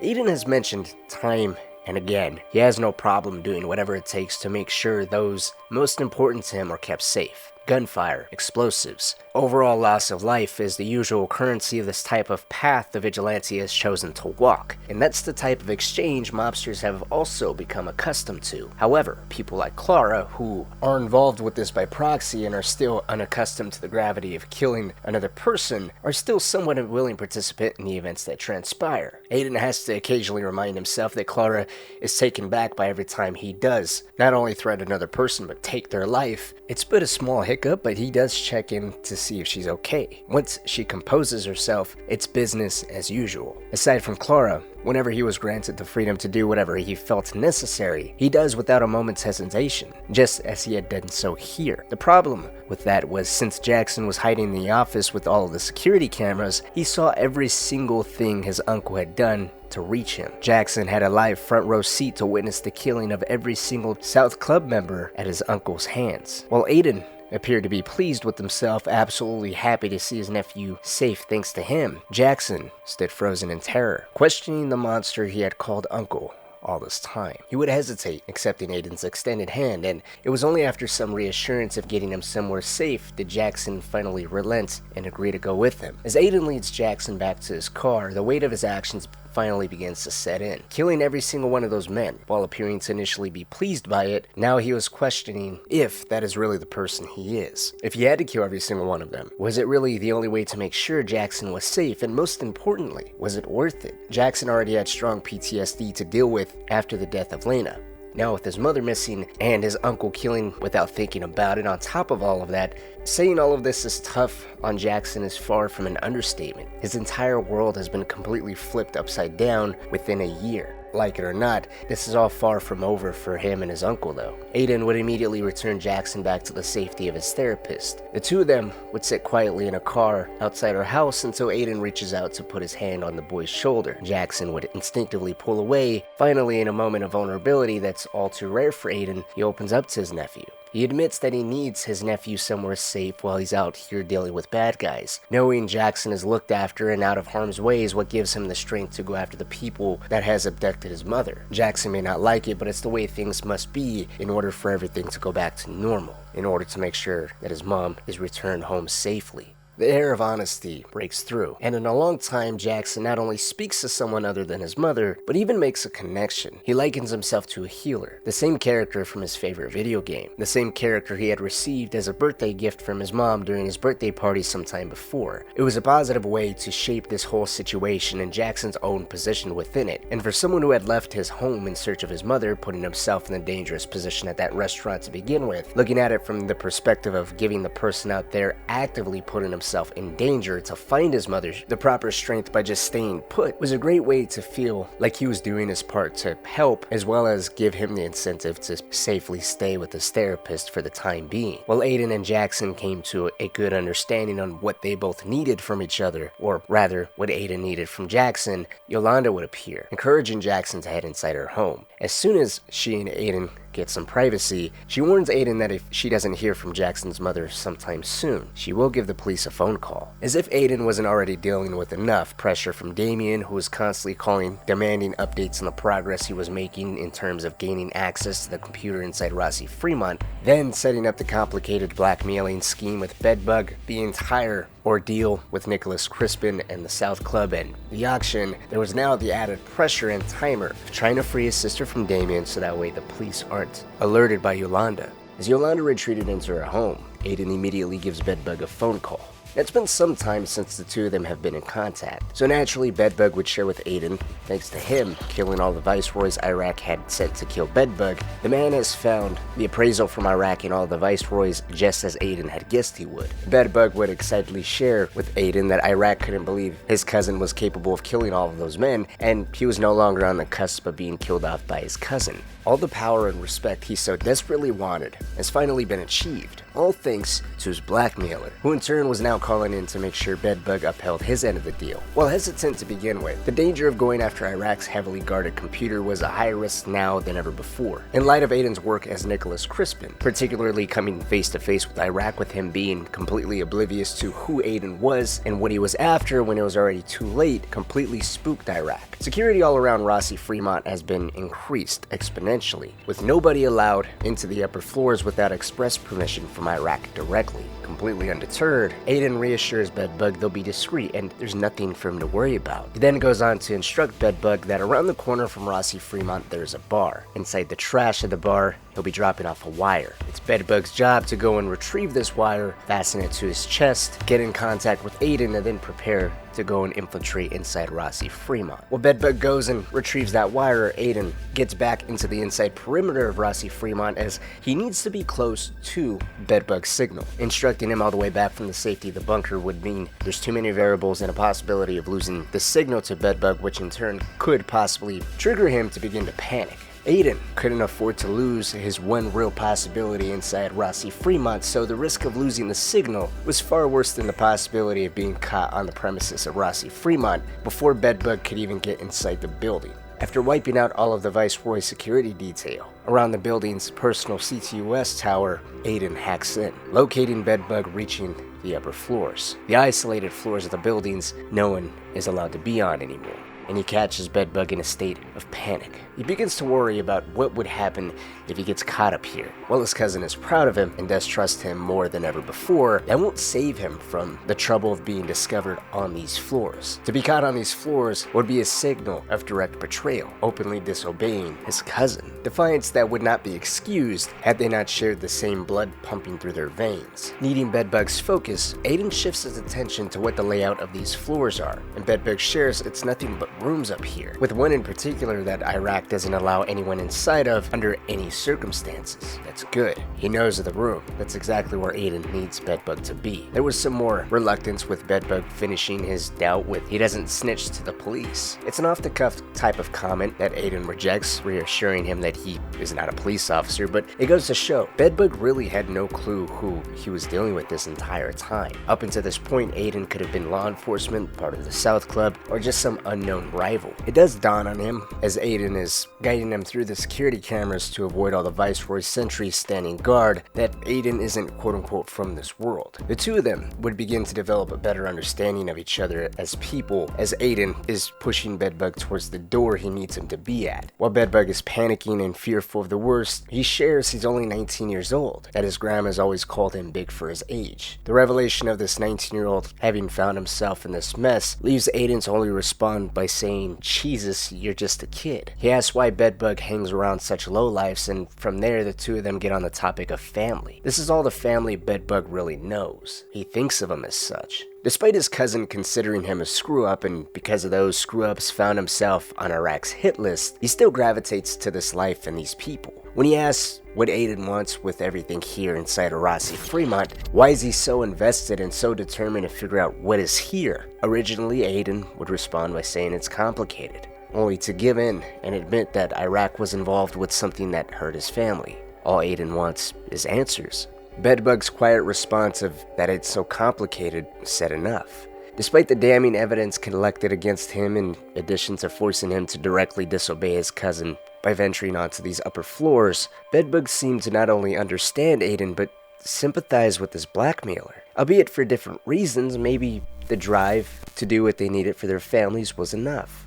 Finally reaching the locked, encrypted door, Aiden instructs Bedbug to get his phone close enough to the card reader so that he can scan it through his phone, thus tricking the system into believing Bedbug and the copied encryption sent by Aiden through his phone was actually Iraq scanning his dog tags. With the main door now unlocked, Aiden hacks into the camera attached to the wire he had Bedbug put on earlier, allowing him to see whatever Bedbug sees in the event of there being no cameras to hack into beyond this door, as well as providing a nice personal view of whatever is directly in front of the man.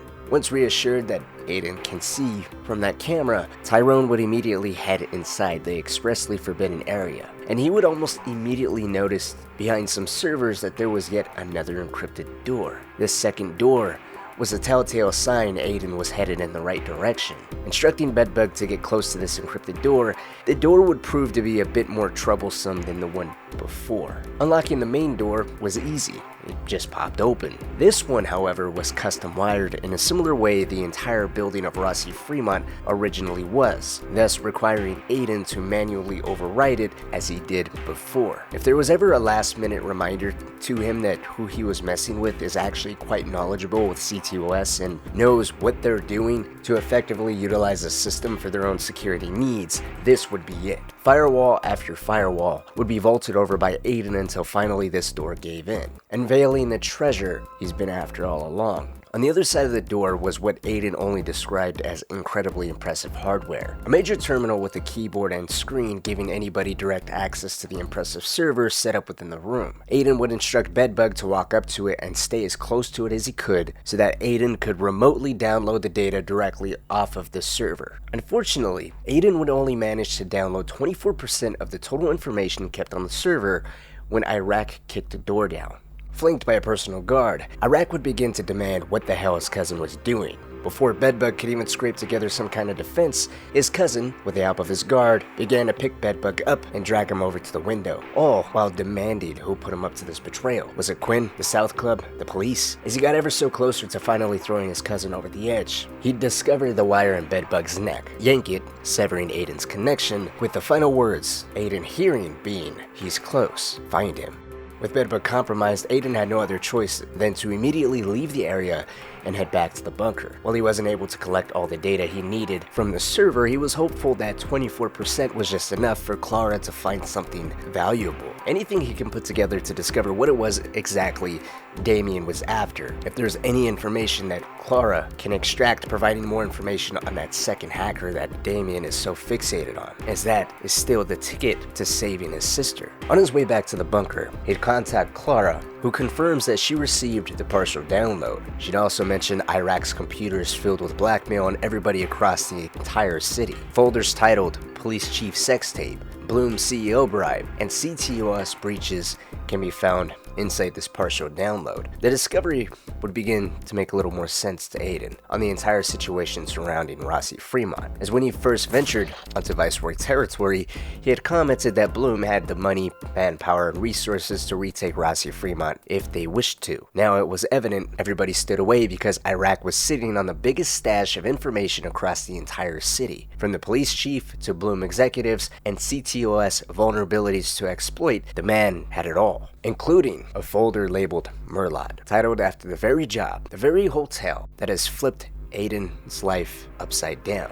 Determined to discover what exactly is inside that folder for himself, Aiden would instruct Clara to try her best to gain access to the folder without exactly looking inside without him. While Clara worked on gaining access into all of these folders, Aiden would make his way back to the bunker. During his drive back, he would receive an unexpected phone call from none other than Bedbug. It was a major relief to hear this 19-year-old kid's voice. Aiden was afraid he had accidentally gotten him killed on account of forcing him to break and enter into the most secured room in all of Rossi-Fremont. After losing contact with him in such a quick and chaotic way that he did, Aiden had feared the worst. However, Bedbug was not only alive and well, but calling to share some valuable information with Aiden. He would inform him that the reason Iraq spared him was due to Iraq realizing Bedbug was just a pawn. He had no real knowledge about what was on the server he was breaking into, nor did he know anything about a woman by the name of Rose Washington. Once it was evident to Iraq Rose Washington didn't ring any bells, then Bedbug was let off scot-free.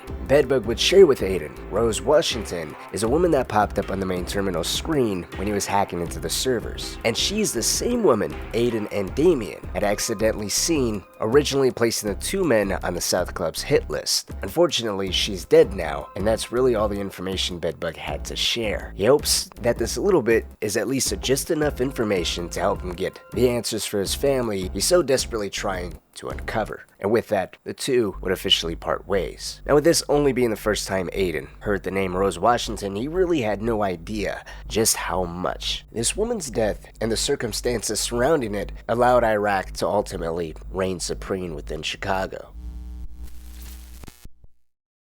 I found someone who can decrypt the data. I'm all ears. His name's Raymond Kenny, an old CTOS developer. He's in Pawnee. I'm heading there now. Well, that is news. But I'm gonna use my veto here. What veto? He created the encryption. Raymond Kenny is also a whistleblower. He's gonna unlock all those juicy files and put them on the goddamn news. You know what secrets are when they hit the news? Worthless. I'm warning you. Find another way. Unfortunately, the partial download Bedbug was able to retrieve from the servers within Rossi-Fremont wasn't enough. They would have to somehow manage to get inside and retrieve a full download, which would be more dangerous now than ever. With Iraq aware someone is attempting to take all of his sensitive data, security would be nightmarish. And even then, that's one problem in of itself. A completely new issue that arose is Clara discovered that all this information on Rossi-Fremont's servers is heavily encrypted, and it's encrypted far beyond Clara's skill level. If Clara was incapable of decrypting it, there's no way in hell Aiden would be able to. And he wasn't willing to offer up any information to Damien until he knew personally what exactly was on this hard drive. Until then, until he knows for himself, Damien is going to be kept in the dark and will have to wait. This ultimately left them with one option. Before they could venture back inside Rossi-Fremont, they needed someone capable of decrypting the information. Aiden would suggest Tobias Frewer, since he was one of the earliest developers who engineered CTOS. Considering the man was paranoid and strung out, he wasn't exactly the best option, but someone to at least put a pin in. With nothing to lose, Clara began to search Tobias Frewer's past work history at the bunker when she stumbles across the name Raymond Kenny. Kenny, as Clara explained, was a software engineer hired for the CTOS startup. He fathered the encryption. The creator, as she goes on to explain, always has a back door. If anyone could decrypt the mountains of files inside Rossi-Fremont's server, it would be Raymond Kenny. Unfortunately, Kenny hasn't been seen or heard from in a year. Since his termination from Bloom, Kenny has been labeled as a Bloom whistleblower, while others have titled him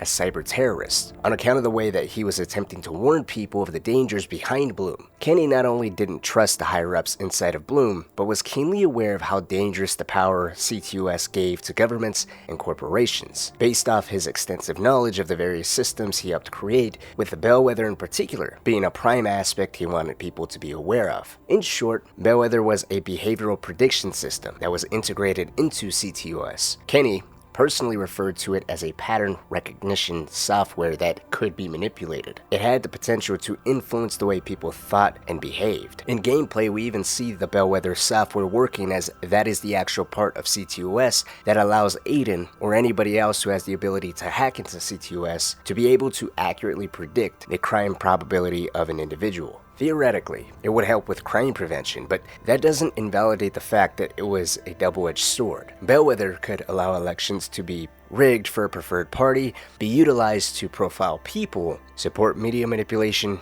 corporate collusion, and organized crime. As Kenny's paranoia and fear of CTOS, in addition to the intentions of Bloom's executives, continued to mount, and he becoming ever so desperate to get as many people to be aware of these dangers, he was fired. Following his termination, he decided to be more practical with his warning of the danger of having everything on one single wide system. By hacking into CTOS in order to show the dangers of an entire infrastructure relying on a single system, Kenny would cause, historically and publicly, what's now referred to as the Northeast Blackout of 2003, a widespread power outage throughout parts of the northeastern and midwestern United States, and parts of the Canadian province of Ontario. While he never intended to kill anyone or cause any deaths, the ensuing chaos of the blackout did cause the deaths of 11 people, resulting in Kenny being, behind the scenes, referred to as a cyber terrorist. While publicly, the blackout was chalked up as a system-wide error. That was in 2003. Since then, Kenny had kept a low profile, with his last known activity being a year ago. The man could be anywhere, and based off his mythical level of talent on CTOS manipulation, the man could be anywhere, with his online activity pointing Aiden and Clara in any different direction. It would have been impossible to locate him had it not been for them already having access to the bunker. Thanks to the unrestricted access of CTOS inside the bunker, Clara was able to pinpoint Kenny's last ping location from over a year ago. Aiden would be sent there with instructions to hack into the computer, upload to Clara, and from the bunker, she can trace back all of Kenny's pinged locations until she finally found out where he really was. Now, Kenny's paranoia was very much real, and Clara pinging his last known location sent out a signal to others who were keeping a very close tab on Kenny's activity. With the new activity from what they believed to be Kenny, fixers would converge on the same location as Aiden, forcing him to kill them all and wipe the computer's hard drive when he was done. Now, the hope was by wiping the hard drive, it would stop anyone else from tracking Kenny down the same way Aiden and Clara had been able to, when in reality, instead of stopping them, it only slowed them down. As Kenny would later say, this initial action would be the very reason why he'd be put back on the map. That was a realization that'll come much later. For the time being, the fixers were wiped out, and now Aiden had a direction to head in. Kenny's last known location was in Pawnee. Pawnee was a small town outside of Chicago. As Aiden described it, it was the place people went when they were running away from something in Chicago, and he fit that bill perfectly. Pawnee had some of the greatest memories of his, recalling times he took Jackson and Lena to fish out on the lake. He'd affectionately remember how they never really caught anything, but the kids had a blast, and Aiden loved those memories of just being able to spend a simple day or evening with his niece and nephew. Because of his loving memories with them here, it was the very reason why he hated heading to Pawnee. The memories were far too painful now. Roughly a year separated him from the death of Lena, but those memories felt like a lifetime away. Memories that were all the more painful when you remember the Pawnee underpass was the exact location where Aiden's failed assassination attempt took place, the exact location where Lena was killed. In spite of the ghosts surrounding Pawnee, Aiden would never lose focus of what he was here for, locating Raymond Kenny, which required some more work. Kenny was pinged at the marina, but after doing some digging, Aiden discovered Kenny was still pinging a signal all around Pawnee, screwing with Bloom. He had even piggybacked off an old decommissioned CTOS station where the satellites were still intact and the power was still on, allowing him to not only mask his signal even further, but continuing to bounce his signal wherever he chose, utilizing their own equipment in what is referred to as their own backyard due to Bloom's headquarters being located here in Pawnee. It was all a giant middle finger purposely given to his ex-employer, an ex-employer that he personally was keeping a very close eye on, as Aiden would track him down at a local bar named Jedediah's. Having no idea what Raymond Kenny even looked like, and only hearing his voice from a previous recording, during which he was clearly very drunk, Aiden could have been looking for anybody inside that bar. While asking the bartender if he knows who Ray Kenny is, a man sitting down would jump in. I was hoping you could help me. Looking for Ray Kenny? Never heard of him. Hope is a sad thing. Finally finding someone somewhat willing to speak with him, Aiden sits with the stranger, a man the bartender refers to as T-Bone. At first, the man is dodgy towards Aiden's questions and only demands Aiden drinks with him.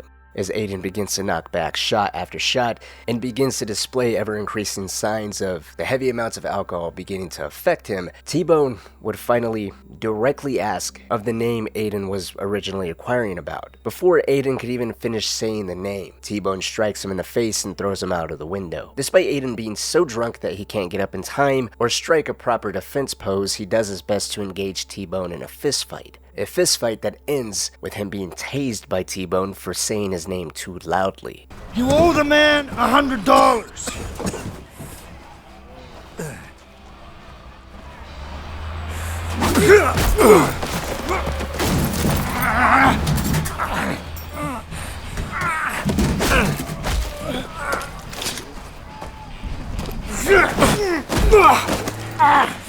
Hello, Ray. I said, keep your voice down! Once he gains consciousness in a location completely unknown to him, a location where he and T-Bone are left to themselves, the two begin to have a better understanding of one another. For one, it's clear Aiden has found the man he's looking for. Raymond Kenny has been going by the alias of T-Bone here in Pawnee, while T-Bone has a TV on with news on Aiden Pearce. Since T-Bone is still doing his best to keep a low profile, everything about Aiden was not exactly making a great impression on T-Bone. Aiden was well known, at least known enough for the news to have a reason to broadcast his name and his face, and in order to find T-Bone, Aiden had put T-Bone back on the map. His patience and understanding for the Vigilante was rapidly fading, and was about to come to an abrupt end when Aiden came clean about everything. He shares he has information that only Kenny can decrypt. It's tied to the people responsible for putting a hit on him that ended up taking the life of his 6-year-old niece. He's determined to find those behind her death and will find them with or without Raymond's help, but with Raymond Kenny on board, everything would be much simpler. After a moment of taking this in, Kenny sees an opportunity to help each other. He agrees to go with Aiden back to Chicago and help him, provided he helps Kenny first. As it turns out, Kenny hasn't been in Pawnee just because he's trying to keep a low profile, but because Bloom has effectively kept him out of Chicago. CTOS has Kenny's biometric profile, and from his days working with Bloom, they implanted feelings in his head that pinged directly to Bloom's security team. He'd be caught and killed within minutes inside of Chicago, making him completely useless to anybody, especially Aiden. Meanwhile, Pawnee is giving him just enough breathing room to continue to work under Bloom's radar. For the past few months, he's been trying to infiltrate Bloom's headquarters, recruiting a few people here and there to help him prepare to drop some spyware inside their network that'll erase his biometric profile off of their system while granting him access back inside of CTOS and spy on them. If Aiden can help Kenny do this, Kenny would obligingly head back to Chicago and decrypt all of the files inside of Rossi-Fremont. Seeing no better way himself, Aiden agrees. Now, Aiden's time working with T-Bone and Pawnee, while very important, was quite short, with a clear change of tune and expectation from T-Bone to Aiden and vice versa. The pair started off doubting each other, to say the least, even with the two of them reaching a better understanding. Aiden seeing a man who was arguably more paranoid than him. The various complex traps littering his landscape designed to look like harmless sculptures put Aiden's rigged out motel room to shame. He also referred to T-Bone as a disgruntled cyber cyber-terrorist that he'd rather not have to trust if he had any other option. T-Bone, on the other hand, not only doubted Aiden's usefulness, but may have even been put off by Aiden's arrogance. This was evident by him dismissively calling Aiden special when he reveals that he has information for Kenny, and then goes on to demand that Kenny heads back to Chicago with him. In response to the demand,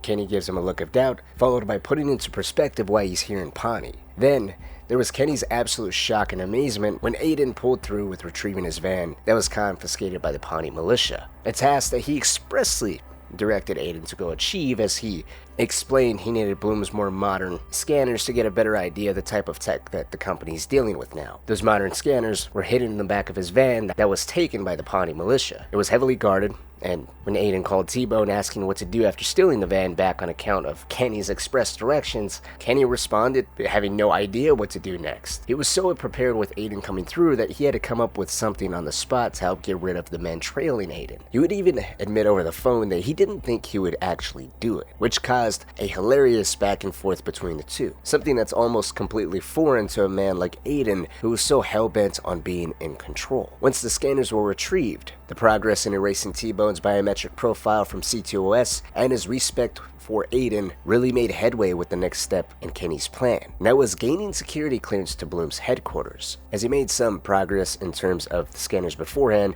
T-Bone already had part of a plan here as well. He knew that once a day, a Bloom helicopter made a routine flight. While he didn't know exactly where the helicopter went, he does know its final destination is exactly where Aiden needed to be, as that helicopter's carrying out new assignments for Bloom's security detail, which in turn would lead Aiden straight to the chief of security. If Aiden can take out the man, scan his phone, then gaining entry into Bloom's headquarters would be no problem at all. The facility would practically open itself up to him. No problem. Now, considering the complex planning, detailed strategizing, and the meticulous steps needed in order to even infiltrate Rossi-Fremont, by comparison, the straightforward plan of acquiring security clearance followed by targeting the main traveling route of the Pawnee militia and thinning out their numbers directly as they handle the security for Bloom, and by taking them out directly, that'll in turn thin out the security presence of Bloom's headquarters, all just seemed like child's play by comparison. The only major hiccup that'll arise was already after Aiden managed to sneak inside of Bloom's headquarters and drop T-Bone's spyware into their system. By doing so, T-Bone not only wiped his biometric profile and gave him the ability to actively spy on Bloom once more, but he even scanned the system and deleted files related to himself, Tobias Frewer, and a Rose Washington, indirectly proving that, as Tobias Frewer said a long time ago to Aiden, that everyone that has ever set foot inside the bunker,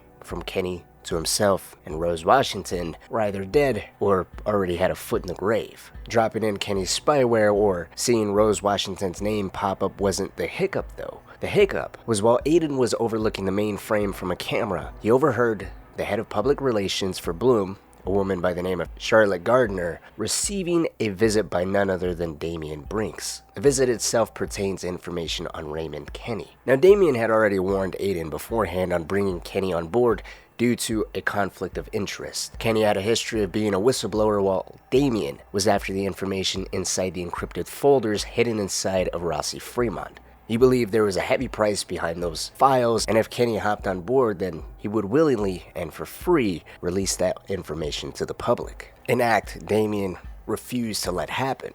This wasn't just his attempt to get rid of Kenny though. As Aiden watched the meeting between Damian and Charlotte, he'd overhear everything. Damian was offering the Vigilante, once he was done using him, to acquire all those dirty little secrets hidden in Rossi-Fremont, which Bloom could also have. All Damian wanted in exchange was access inside of CTOS. He admits the executives would never go after such a deal, but as a token of gratitude, he immediately offers Raymond Kenny to her, sharing that this elusive cyber terrorist they've been hunting down for so long is here in Pawnee. With this revelation, Charlotte dismisses herself to call her security team to go after the coordinates Damian gave her, coordinates that were very accurate, leading them back to Kenny's hideout. Learning of Damian's betrayal, Aiden, in a panic, disconnects and heads to Kenny's to help the man take a final stand. Now, despite Bloom targeting Kenny at his warehouse, that he ends up destroying in a mixture of asset denial and just shoving another middle finger to his pursuers, Kenny was still a free man. C2S had no more read on his biometric profile, which in turn meant that his feelings were practically of little to no use for Bloom to pinpoint him. He was a ghost again, and he was extremely grateful for it. vowing to decrypt any and all files Aiden throws at him. He just needed a place to stay. Luckily for him, Aiden had room at Kenny's own stopping grounds located in the bunker. With Raymond Kenny on board, ready to decrypt the files once downloaded from Rossi-Fremont, Clara working the monitors as she was before, Aiden would decide to infiltrate Rossi-Fremont by himself. He can't rely on Bedbug or anyone else for that matter, as Iraq will expect someone to be coming. The best he was willing to do for a little extra firepower was call upon Jordy Chin to provide overwatch with a sniper rifle, but beyond that front door, Aiden was all alone. Not everything was working against him. He had seen the building's layout multiple times, still had Iraq's RFID chip copied on his phone, so apart from the expected heavy and violent enemy presence, he should have nothing to stop him. Really, that's almost exactly how it went. Aiden and Jordy cleared the front entrance by way of killing whoever and whatever was in their way. Clara and Kenny worked out a genius move where if Aiden could trigger a blackout, the front door would default to a basic code. Kenny would have no problem overwriting in a matter of nanoseconds, instantly bypassing Rossi-Fremont's custom-wired security. The doors opened wide before him, and after that, Aiden cleared room after room of Viceroys until he finally made his way into the server room. Despite Clara commenting on the download itself being massive, it went by relatively quickly. There was no need for Aiden to put up any kind of defense or mount a final stand here within this room, because before he knew it, the download was over. With a full download retrieved this time, as Aiden went to leave with a treasure trove of information, does he finally bump directly into Iraq.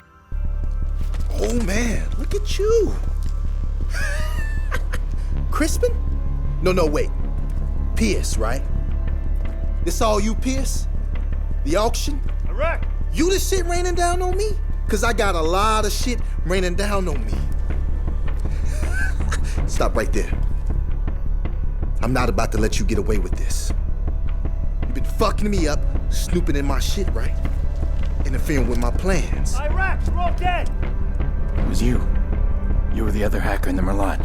That there's my currency. My masterpiece. And you trying to take that from me.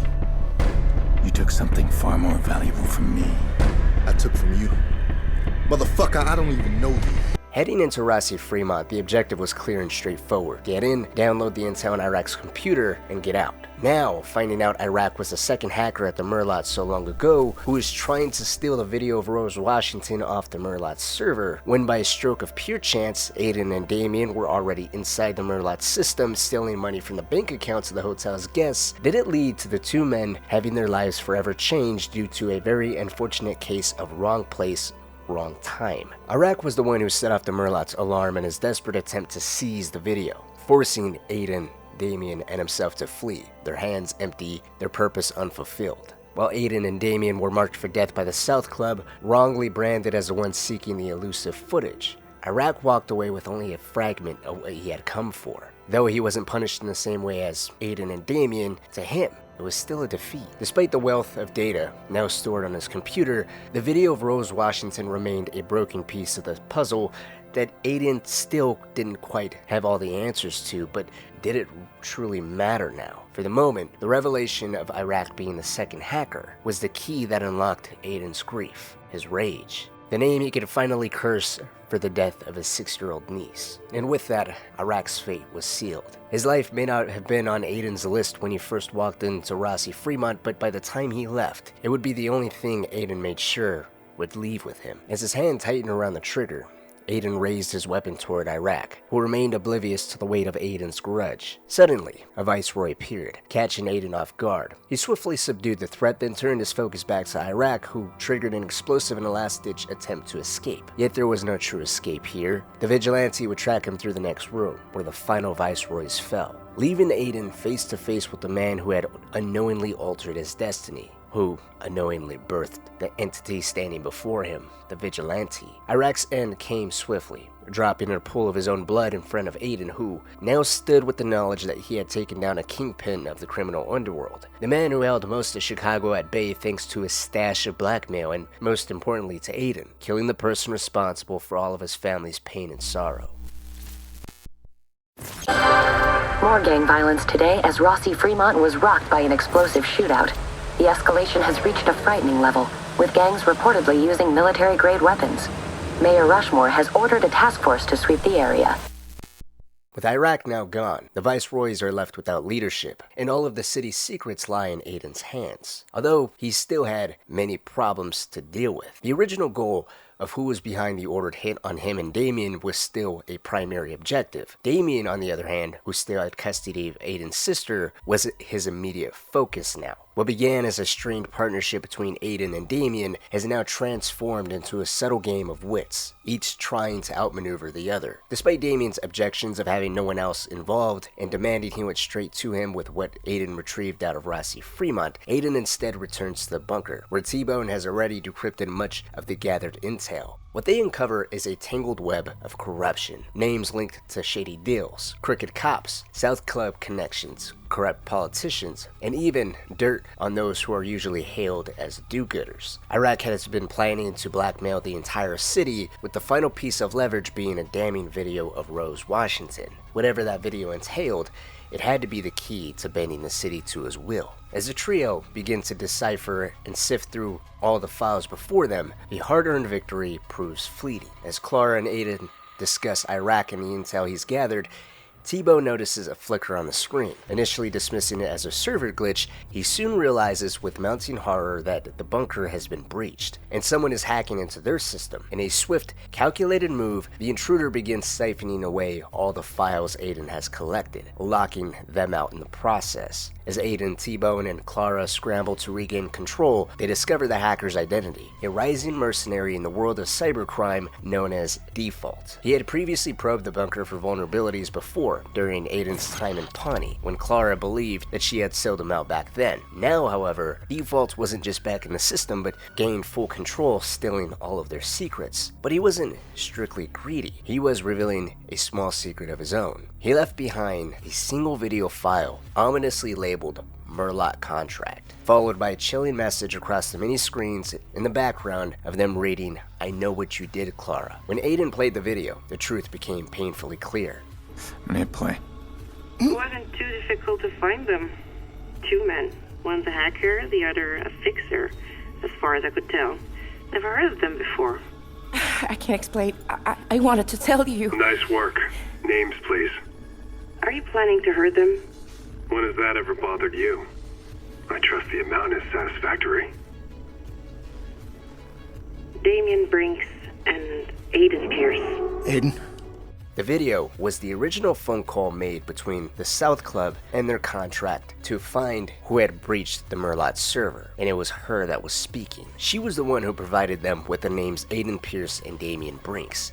If not for her actions, which had placed a target squarely on their backs, Lena might still be alive. Aiden was paralyzed, consumed by a storm of anger and betrayal. Over the past weeks, he had developed a unique soft spot for the woman who had pointed the finger at him, who almost got him killed, but instead altered his life and his family's life forever by taking the life of his 6-year-old niece. She had helped, yes, but that didn't erase what she had done. After a brief moment to regain his composure, Aiden seized Clara by the arm, his voice cold and demanding as he asked who had ordered the hit. Trembling, shocked, and fearful, Clara swore she didn't know. If she had a name, he would have already known it. Dissatisfied and seething with anger, Aiden shoved her to the ground and quickly turned his attention to the screens, asking T-Bone for a diagnosis. The news was grim. Default had unleashed a virus that wiped them clean of everything while simultaneously copying all their data. They couldn't trace them just yet either. T-Bone first had to reboot the backup generator in hopes of offering some type of clue to Default's location. In the meantime, Aiden had no choice but to stall Damien, who was now eagerly awaiting the stolen information in exchange for Aiden's sister, Nicole.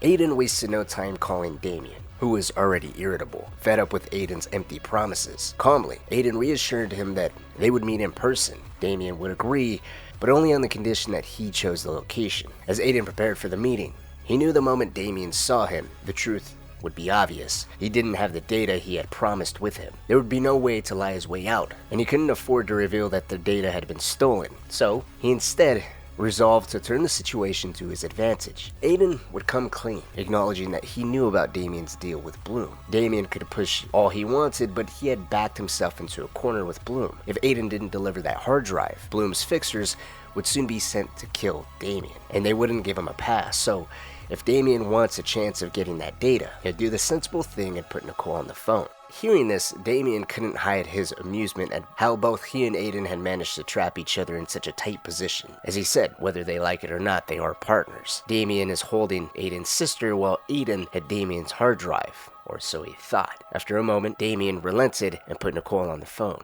Aiden? You okay? Are you alright? I'm scared. Please tell me that Jackson is safe. Yeah, he's okay. Look, Nikki, I know. Just please don't let them... You know something, Aiden? I'm tired of you not taking me seriously. Next time I see you, if you don't have my data, she's dead.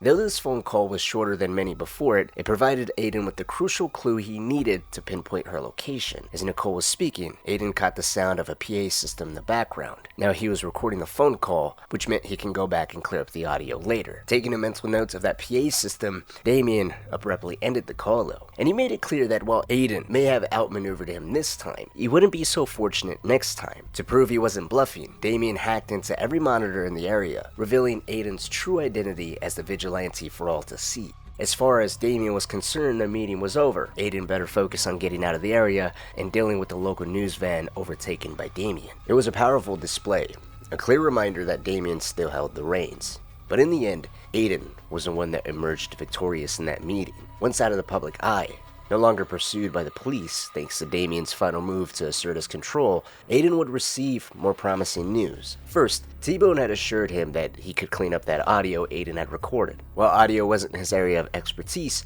he was confident he could refine it enough to make some use out of it. Next, the bunker had been successfully rebooted, and progress was already being made on tracking down Default. In fact, T-Bone had already managed to infiltrate Default's home.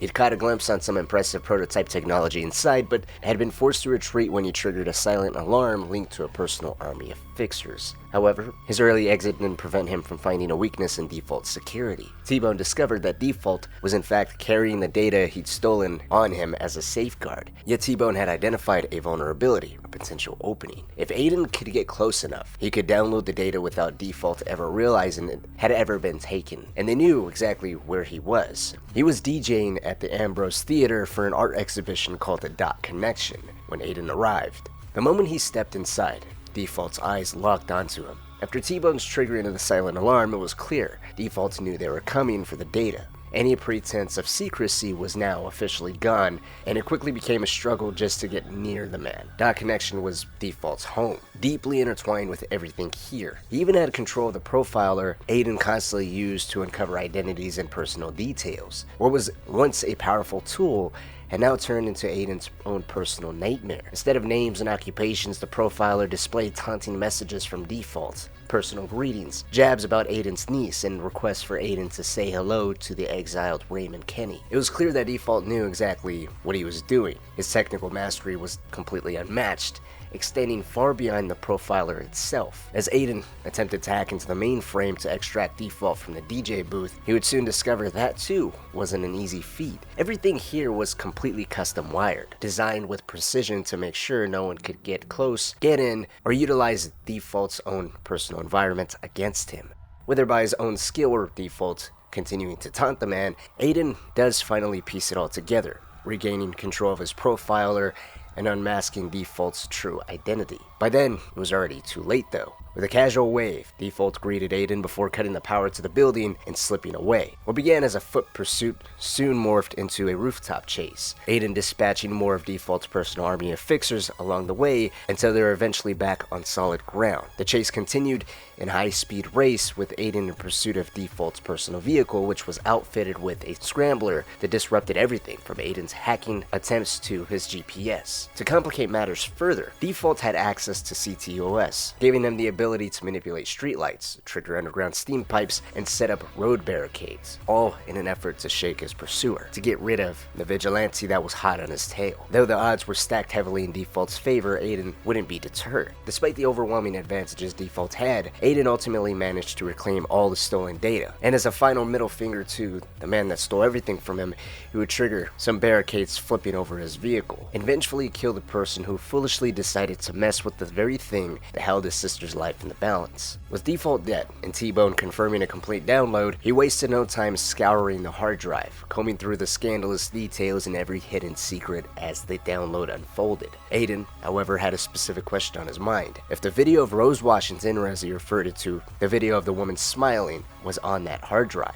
T-Bone quickly responded, confirming that there was no trace of her, meaning it wasn't on Iraq's server. This proved that Iraq had never received the full download he had been after all along, which in turn meant all that struggle, all that effort in the beginning that led to the hit on Aiden and Damien was ultimately all for nothing. This left yet another giant mystery to be unsolved. But T-Bone brought some good news to counter Aiden's frustration. He had accomplished the impossible. He had managed to clean up the audio that Aiden had sent him. The static and noise Aiden had heard during his phone call with Nicole turned out to be an announcement over a PA system, calling for a Brett Ulster to report to the office. T-Bone even threw in the added gesture of tracing the call to that very public address system, confirming the connection between that PA system and Nicole's own phone call made to Aiden. Armed with the name Brent Ulster, Aiden conducted a background check which led him to a treatment facility in the Brandon docks. Finally, Aiden was making real progress in rescuing Nicole, freeing her from Damien's grip and stripping him of the leverage he had over Aiden. The vigilante, the older brother, would waste no time and immediately sprang into action, making his way to the plant where his sister had been held for far too long. But as Aiden was nearing his destination, troubling news came from Jordy Chin. Jordy was a well-known fixer with the rare ability to uncover contracts that others couldn't, and Jordy had ominous news for his patron. The bounty on the vigilante's head had surged in the wake of Default's death. The price, as Jordy put it, was now astronomical. Jordy advised Aiden to skip town, stating he had never seen a contract with so many zeros attached to it. The fixers would be coming for him in force. Though,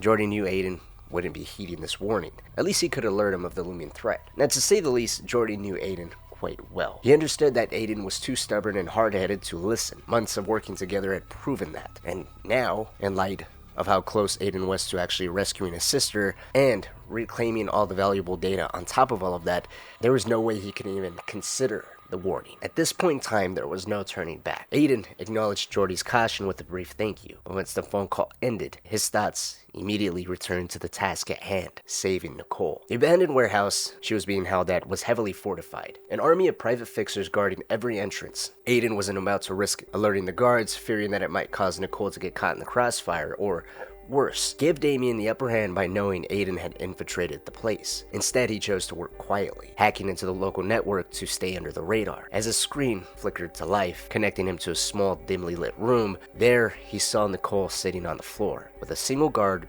standing over her. With no way to communicate with her or break into the room without alerting the guards, Aiden quickly scanned his surroundings and noticed the gas meter on the wall right behind the guard. With a steady hand, Aiden triggered an explosion that took out the guard instantly. As a room filled with chaos, Aiden immediately dialed the guard's phone. Nicole would pick up the phone, and before she even began to speak, Aiden's voice cut through the panic, calming her instantly. He reassured her that it was him and urged her to stay on the line, promising he would guide her out of there safely. Nicole hesitated, her mind racing, still reeling from the explosion that had just taken down the guard, and now being told to pick up a gun to defend herself was an immense amount of information to just process. This was not the world she was accustomed to. Bedbug and T-Bone, with their gritty experience, were no strangers to moments that demanded self-defense. They can spring into action without a moment's notice. But for Nicole, life had always been ordinary, sheltered from the raw violence that defined Aiden's existence. She'd always known about his pursuit of street justice, but had never been so immediate or visceral or fully in on the know of Aiden's tactics. She didn't even put together that the guard just exploding was because of Aiden. Maybe it was denial, ignorance, or a mixture of the two. Now the roles had been reversed. She was the one who had to pull the trigger. The moment Nicole's trembling hands gripped the firearm, fear took over. Without hesitation, she fired at the man who had unexpectedly walked through the door. In an instant, his life was gone. Her panic, once consuming, faltered, replaced by a wave of remorse. She began to exclaim her remorse by stating he was the man that brought her blankets the night before. Now he was dead at her hands. She began to ask if they should call the police, offer medical help, or if it even mattered anymore. But Aiden's voice cut through her confusion, urging her to focus. She had no time for second guessing. It was now or never. Jackson was waiting. Despite the gunshot, the explosion, and 2 missing men, no one else at the compound seemed to notice the chaos unfolding. Aiden, as he had done with Bedbug and T-Bone before, guided his sister through the maze of guards, helping her avoid detection as she moved closer to freedom. Every step was a calculated risk, dodging men posted to ensure she stayed locked in that room. And even though she had a firearm on her, the guilt of taking out the first guy completely by chance was enough to almost invalidate any more self-defense or last stance options altogether. All Aiden can strictly do was make sure she didn't come into any contact with any guard. Finally, he guided her to a parked car where she escaped the compound, her first taste of freedom in so long. Once she was safe, Aiden's instructions were clear. He told Nicole to go pick up Jackson from Yolanda's place, but under one condition: none of them were to use their phones. Not until Aiden got them out of the city. And that included making sure Jackson didn't touch his tablet, the very device Aiden had used to track him so many times before. It was the only way to guarantee he can safely, or as safe as possible anyways,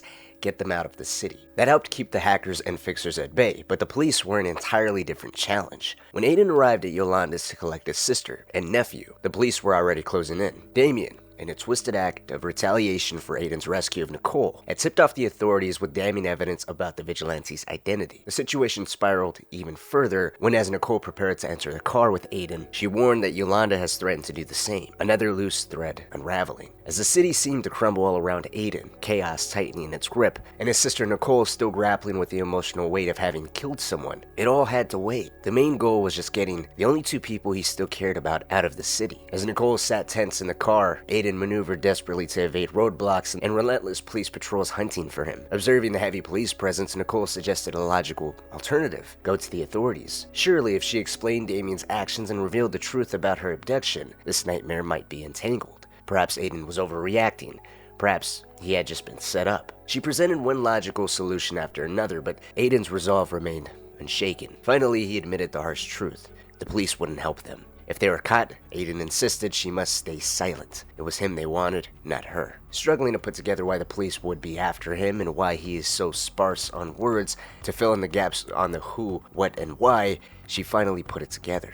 Aiden was a vigilante. All the murders she's seen reported on the news over the past year, all the events tied to Mace Stadium, its blackout and numerous bodies left in the wake, it was all him. And she didn't even want to think about what he had to do to save her. Although during her rescue it was a clear enough picture. The older brother she thought she knew so well that she believed was isolating himself in grief, burdened by a mistake and harsh self-blame for Lena's death, but that wasn't the whole story. While it was true he was mired in his own sorrow and consumed with guilt, his isolation served another purpose: to shield her from the man he had become. Aiden had transformed completely, and he knew neither she nor Jackson could ever see him the same way again. Not after Jackson witnessed him kill men in what he would take as cold blood, or Nicole getting placed in a reality-shattering position of killing someone else for herself, which was just a small taste into what Aiden was doing for such a long time. As they reached the city limits, Aiden pulls the car to a stop, and he told them they were safe now, that it was over for them. Nicole, sensing the weight of his words, quietly asked, "But not for you?" Her voice was soft but heavy with unspoken understanding. Aiden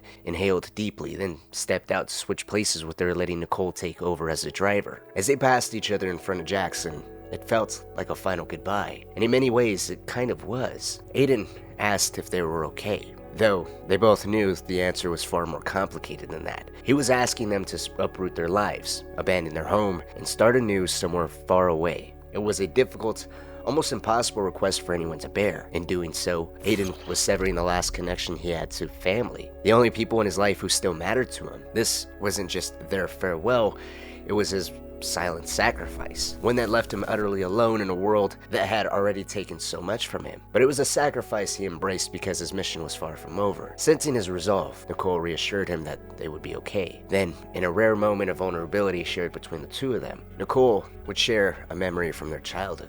She spoke of how, despite never liking Aiden's friends or feeling like he didn't want his little sister tagging along, she had always idolized him. She had looked up to him, hoping that one day he would see her not as a nuisance but as the endearing, brave, and loving sister she had always aspired to be. something shaped by his example. Jackson, too, had once idolized that version of Aiden, but not anymore. Nicole was leaving as someone changed, someone determined to build a better life for herself and for her son. Aiden understood her unspoken message. Their relationship would no longer be what it once was. Now, they would love each other from a distance, connected by memories but separated by the paths that they had chosen, by the path Aiden had chosen. With one final embrace, Aiden and Nicole parted ways. She moved to the driver's seat while Aiden approached Jackson in the back seat. The transition was striking, shifting from the emotional depth of his farewell with Nicole to a much more controlled composure as he faced his nephew, while he appeared to keep his emotions in check. Now, Aiden's demeanor during this entire time revealed more than he intended. His subtle facial tics betrayed the storm within, the gentle, reassuring smile, the long pauses, a faint sniffle as he fought back tears, and of course the way he tightened his embrace with Nicole moments earlier were small, unspoken gestures that spoke volumes about his true feelings. It was yet another giant example of how he's not unemotional, he holds himself back, and he did so here. As always, Aiden masked his emotions, striving to be a pillar of strength for his family, and that didn't change here. Unfortunately, that came at a cost. When Jackson would ask if his uncle was coming with them, he couldn't offer the comfort that his nephew needed. His only response was a curt, detached, "Bye, Jax." followed by a wave. The wave, however, was carried by its own quiet significance. It was the same gesture Aiden had always used to say goodbye to Jackson, a subtle but poignant reminder of their bond. In its familiarity, it became a silent reassurance in of itself, a final act of connection before their paths diverged. In fact, the only time Aiden doesn't wave to Jackson like this is following Jackson witnessing Aiden kill all those South Club members. It's the one time Jackson doesn't look back at Aiden. He was struggling to process everything, and with Aiden immediately being threatened by Yolanda with calling the police, in hindsight, this all alters the context of just how drastic this all was in terms of Aiden and Jackson's relationship, as well as the overall stakes against Aiden. It's also another clue into just how satisfied Aiden was with achieving his family's security, as painful as it was to exile them from their hometown, and so close to Aiden himself, it at least guaranteed their safety, the ultimate priority of his. With a final vulnerability of his safely out of the city, T-Bone would conveniently call with some long sought after news, and the news came by way of a simple phone call. Oh, I found something that'll shed light on who you're looking for. Are you ready for this? Probably not. Play it anyway. I want you to run an errand for me, Mr. Iraq. Right. Their name and address for this errand, Mr. Quinn. Brinks and Pearce. Make it a strong warning. Get the family if you have to. Sir, yes, sir. What'd they do? Not your concern, Mr. Iraq. Do as you're told. And I'll let you be in charge of the auction next year. He's one cold son of a bitch. Fucking Quinn. The phone call unraveled the final piece of the puzzle, exposing the ghost Aiden had been chasing all along. It shed light on Iraq's role in the tangled web, how he had triggered the Merlaut's alarm and been entrusted with delivering punishment to the two hackers wrongly identified as the culprits. This act of loyalty was a test, a stepping stone in Quinn's twisted hierarchy. If Iraq succeeded, Dermont's Lucky Quinn promised him control of next year's auction, a reward that solidified the South Club's brutal methods of loyalty and ambition. In that moment of revelation, the truth became undeniable. The man Aiden had been hunting from the very beginning, the one who had orchestrated so much destruction, was none other than Lucky Quinn himself. Fittingly, Quinn was back at the Merlaut Hotel, hosting a high-profile charity event for the mayor. With his resolve stronger than ever, Aiden arrived just outside the hotel, ready to bring things to an end. As he moved closer to the Merlaut security box, his phone rang. It was Clara. Now, they hadn't spoken since Defaults had exposed Clara's involvement in everything. Her voice was trembling as she explained that it had all just been a job. The harder someone was to find, the more lucrative it became, and that's how she made her money. She hadn't known the true consequences of her actions. Aiden, maintaining his composure, tried to calm her. There was no anger in his tone, almost as if he had already forgiven her. He told her that they should meet. She didn't know their intentions after all. It was a weirdly forgiving moment for Aiden. It was quite clear that he had developed a genuine soft spot for Clara. Maybe there was some peace between the two of them that can be found, but Clara just cut him off, apologizing one last time with an air of finality. "I'm going to fix this," she said, her voice heavy with determination. Before Aiden could respond, the line went dead, leaving him standing in silence, her abrupt exit lingering in the air like an unfinished sentence. But Aiden couldn't afford to focus on Clara now, one problem at a time. Recalling what he had done over a year ago, he hacked into the Merlaut security system, scanning for any sign of Quinn. Predictably, he found him near Mayor Rushmore, who was delivering a speech in Quinn's honor, a public display of gratitude between two so-called lifelong friends. But behind the curtain, a different story began to unfold. Through the security feed, Aiden intercepted a private conversation between the two men. Rushmore wanted out. Quinn had leveraged Bellwether and exploited C2S vulnerabilities to secure Rushmore's election, effectively turning him into a puppet mayor of the South Club's interests. But the chaos Aiden had unleashed, turning Rossi-Fremont into a war zone and thrusting the auction scandal into the public eye, had all shaken Rushmore. The fallout was too great, and his nerves were beginning to fray. For the first time, Rushmore questioned his allegiance, the consequences and the benefits for working with Quinn, but Quinn's grip on him was unyielding as ever. The mob boss dismissed Rushmore with chilling authority, making it clear that he would be out only when Quinn allowed him to be out. With a curt dismissal, Quinn excused himself from the mayor's presence, exclaiming he had far more pressing matters to address, and he did. Through the camera feed, Aiden intercepted a flurry of communications, a text between Quinn and his men, along with an email from Joseph DeMarco, Quinn's business manager and the operator of his nightclubs, who we briefly see at the auction. Albeit for a quick moment, all painted a very grim picture. Both messages focused on Clara. Since the Pearce job, Clara had gone completely off the grid. She hadn't withdrawn payment for her role or taken any new assignments for Quinn or the South Club. Her silence raised alarms, marking her as a potential liability. The correspondence revealed a damning conclusion. Clara was now considered a threat. Plans to eliminate her were already in motion, with a team of fixers converging on her location, awaiting only Quinn's final approval to strike. In addition to keeping close tabs on Clara, the South Club had grown increasingly wary of Aiden. Security at the Merlaut Hotel had been tightened in anticipation of a possible visit from the Vigilante. True to their expectations, Aiden would trigger their security measures, raising the alarm and forcing them to prepare for his arrival. And this was all a deliberate move, an opportunity to either slip in unnoticed or engage head-on in a blaze of chaos. The rules of engagement was still entirely in Aiden's hands. As he infiltrated the building, Aiden methodically and silently neutralized Quinn's men on the first floor. The ease with which he navigated this initial obstacle was almost deceptive. Considering the doubled security and heightened vigilance, the real challenge actually awaited him upstairs. The moment Aiden stepped off the elevator, the game entirely changed. The doors slid open to reveal two men flanking him on either side, guns drawn and aimed at the Vigilante's head. They quickly disarmed him. The precision and perceived trap was a stark contrast to the guards below. As they secured his weapon, Lucky Quinn turned to face him. Now, this wasn't their first meeting, but it was the first where masks of pretense were fully removed. For the first time, both men stood as their true selves, confronting the undeniable consequences they had wrought upon each other's lives over the past year. The air between them was thick with unspoken tension, a collision of power, vengeance, and the weight of their shared history. You don't take warnings very well. You're a smart man. You should know when you're beaten. That hit you ordered. My niece died in that car. 6-year-old girl. Oh. Is this what all the fuss is about?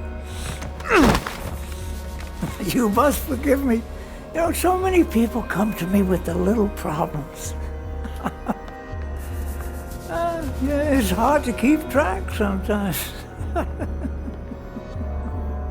With a dismissive sneer, Quinn delivered a cold insult. So many people come to me with their little problems, making it painfully clear just how little he cared for the life of a 6-year-old girl or the devastation her death had caused. Without a hint of remorse, he turned and walked away, leaving Aiden to be executed by his guards. But the Vigilante wasn't about to surrender. Seizing a fleeting moment of complacency from the guards, Aiden struck with precision. Pulling out his baton, he took down one guard in a swift, brutal attack disarming him in the process. And with the stolen weapon, Aiden fired 2 precise shots, each finding its mark in the heads of the other 2 guards. The real challenge now lay beyond the door, where the promised double security awaited. Armed men with machine guns, clad in bulletproof armor, and a circling helicopter provided aerial support were all poised to crush him. Yet these obstacles were nothing more than a distraction to Aiden. This wasn't about survival. It was a mission of vengeance, a mission of blood for blood. No matter the odds, Aiden had made his decision. Quinn would leave the Merlaut in a body bag, even if it meant Aiden would leave in one alongside him. As the relentless vigilante carved his way through waves of Quinn's men, Aiden finally tracked the mob boss to a secure safe room, hidden behind a false wall. Quinn was ensconced behind bulletproof glass and a reinforced security door, physically untouchable. Yet, before Aiden unveiled the ghost he had been hunting, he intercepted one final message on Quinn's computer. The correspondence revealed a fissure in Quinn's alliances. It was a communication between him and the higher-ups at Bloom, the tech juggernaut behind CTOS. The letter made it clear Bloom was refusing Quinn's request for unrestricted access to the CTOS system. While they may have had a prior arrangement, and though Quinn still held considerable power over the city, as long as a certain video remained in his possession, Bloom would not cooperate. The contents of the video must have been damning, so potent that even a corporation as influential and as shady as Bloom feared aligning too closely with him. As Aiden opened the shutters, exposing the man who had orchestrated so much destruction and chaos, Quinn offered him a final chance to walk away. His voice carried the calm arrogance of someone who had survived countless enemies before him, and he acknowledged Aiden's skill, even a little admiration in his tone, that so many have tried to catch him, and even Quinn. Yet they all underestimated him. He's young, he's sharper than most, he can walk away now, and he just might earn his freedom. But Aiden didn't come here for freedom, he came here for justice. As Quinn continued to revel in his deluded sense of invulnerability behind the bulletproof glass, Aiden remained unnervingly calm. With a few taps on his device, he hacked into Quinn's pacemaker. The mob boss clutched his chest in sudden agony, his composure cracking as pain took hold. Aiden, his voice steady and almost taunting, would ask if everything was alright. Quinn, grimacing but defiant, retorted that his concern is charming but he should focus on his escape. Aiden dismissed the suggestion with cold finality. Escape? I came here for you. You think bulletproof glass is gonna stop me? The realization hit Quinn. This wasn't random, this was Aiden's doing. But even as the weight of his vulnerability settled, Quinn refused to beg. Straining through the pain, he issued a reminder that bigger men than Aiden have tried to take him down, and Quinn has torn them all down before. Aiden would be no different. He'd be but a distant memory. Despite his bravado, Quinn offered one last revelation though. He wouldn't plead for his life, but he could at least show Aiden why this all began. The truth about the video, the catalyst behind the chaos. This, Quinn insisted, was something Aiden deserved to see. Beg all you want, that doesn't interest me. You don't even know why we attacked you. It was a mistake. We thought you wanted this.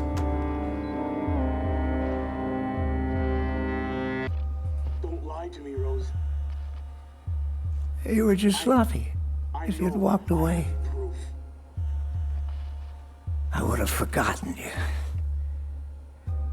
What a lovely woman, Rose Washington. Wasn't for her death, where would I be? Most women die without purpose. But she had enough sense to die in front of the camera. See, and our mayor. Never tidy with his secrets. And stupid enough to fall in love. All of this. Lena's death. Because you didn't want to lose a puppet.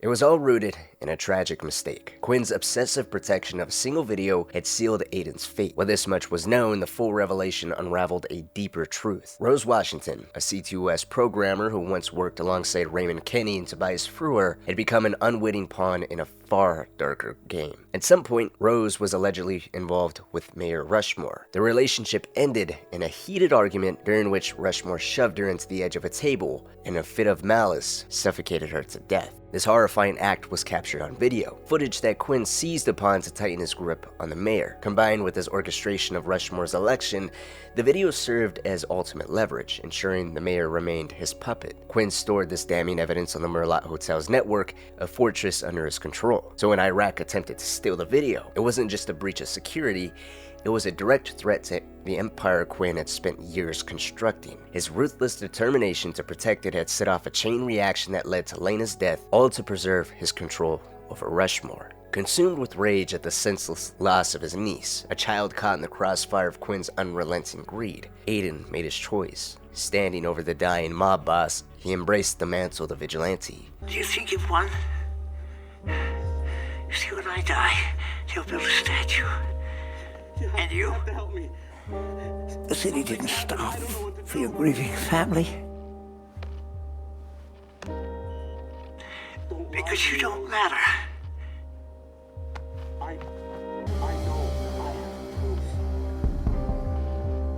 Haven't you heard? I'm the vigilante. I clean up mess like you. With quiet resolve, he hacked Quinn's pacemaker one final time, silencing the man's heart for good. With Quinn's death, Aiden's following monologue becomes a raw and poignant reflection of an anti-hero fully aware of his own contradictions. Quinn's dead.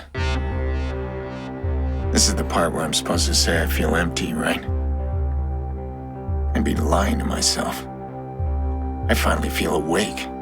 Like I can breathe again. And Lena? Nothing can change her death. But maybe I can still do something that'll make a difference. He doesn't delude himself into believing that his actions will bring Lena back. There's no pretense of redemption. In some ways, he made peace with that truth. The vengeance he craved has been fulfilled, and with it comes an unexpected sense of liberation. He remarks on how, for the first time in what feels like an eternity, he can breathe again. He feels awake, unshackled from the weight of his grief and rage. Yet there is no emptiness, no remorse. Instead, there's a strange clarity, a twisted sense of purpose, in a way that borders on the unsettling. Lena's death had unearthed the purest version of Aiden, the part of him that is simultaneously self-righteous and yet deeply flawed. He embodies the duality of humanity, a living paradox shaped by grief, vengeance, and a warped sense of justice. Through his words, we see a man who has embraced his contradictions, no longer seeking to shape them, but rather defining himself through them. Aiden's identity as a vigilante solidifies in the aftermath, a persona forged through fire and shadows. Having arrived in a blaze of retribution, he now slips quietly into the night, vanishing as swiftly as he came. But as he makes his escape in a vehicle, the final loose end, Damien, reaches out with a phone call. Damien's voice drips with mockery as he taunts Aiden, reveling in how easily Clara, a woman who once pointed out the South Club enforcers at both of them and manipulated him, Aiden, defensive and sharp, demands Damien leave Clara out of it, but how, he asks, does Damien even know about her? The truth hits like a bitter blow. Clara had actually reached out to Damien, mistakenly believing Nicole was still in his custody. She was desperate to secure Nicole's release, hopeful that it would somehow make amends between her and Aiden. She had sought a trade, unaware that the situation had changed. Damien no longer held Nicole. All he had left was his seething anger and a burning desire to make Aiden suffer. With cold finality, Damien reminds Aiden of their fractured relationship. "We're not partners anymore," he sneers, his words carrying the weight of betrayal. All bets are off. In a desperate panic, Aiden tracks Clara to the cemetery, where she's laying flowers down at Lena Pearce's grave. Spotting her, just as Quinn's fixers descend, he shouts for her to take cover. Gunfire quickly erupts, and although Clara does her best to shield herself, she's tragically gunned down. Aiden swiftly eliminates the remaining fixers, but the damage is done. Grief-stricken, he kneels beside Clara's lifeless body, picking up the flowers she had brought for Lena. As he does so, he discovers a voicemail Clara had intended for him, a final, heartfelt message. In the recording, Clara reflects on the first time she had ever seen Aiden. It was actually at Lena's funeral. Moments after the service had ended, he stood with Jackson doing his best to comfort his nephew, but his overwhelming sadness was palpable. That day, Clara made a choice. She would help Aiden begin to heal, even if it meant taking on the burden of her own guilt. In the recording, her voice was filled with regret as she acknowledges the consequences of her role in pointing the South Club toward Aiden.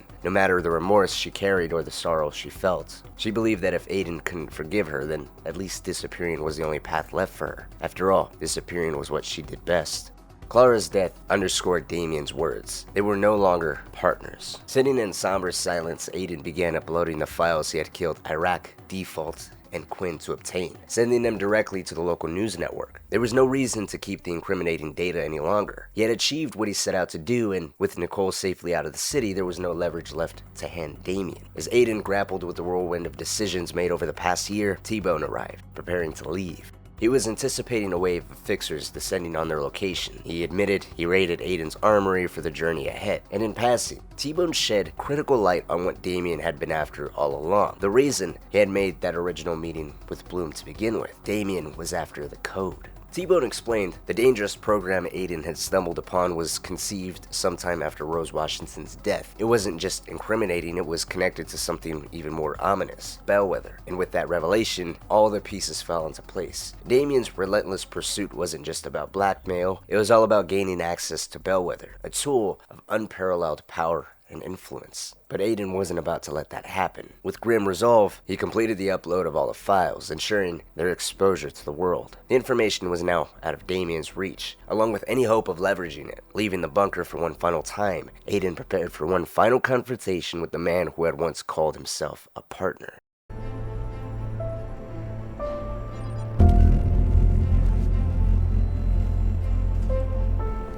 Where several of Bloom's top executives are now being questioned about a series of graphic sex videos leaked online. While the officer's face is not clearly visible in the cell phone's video, her badge number is.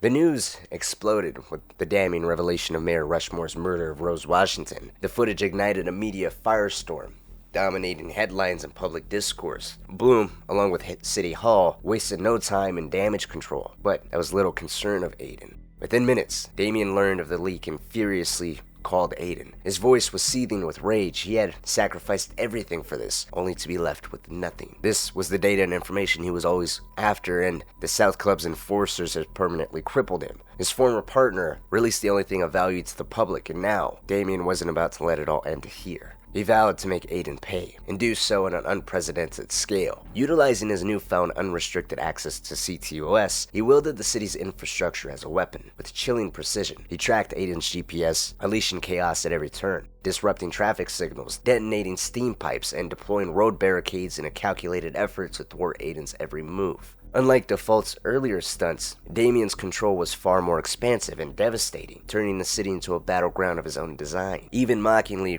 questioning what Bloom's empty promises of being safe from hackers were like in corporate meetings. CTOS wasn't secure, and Chicago as a whole was no longer secure. Desperate to cut Damien's control over CTOS, T-Bone contacted Aiden, directing him to an exploit Damien was unlikely to know about, and through this vulnerability they could potentially eject Damien from the system. However, their efforts hit a wall. Damien had anticipated their moves and locked them both out, forcing Aiden and T-Bone to consider a far more drastic solution. Reluctantly, Aiden proposed recreating the infamous Northeast blackout of 2003, something which haunted T-Bone to this very day. It was a catastrophic power failure that had previously cost lives, and T-Bone was hesitant to repeat such devastation, but the mounting chaos Damien was causing, endangering countless innocents with his reckless manipulation of infrastructure, left them with little choice. The grim reality was clear. Stopping Damien's unrestrained rampage would require extraordinary measures, no matter the cost. If another blackout was to take more lives, it seemed like the lesser evil in comparison to Damien continuing to wreak havoc with the CTOS under his control. With a new objective,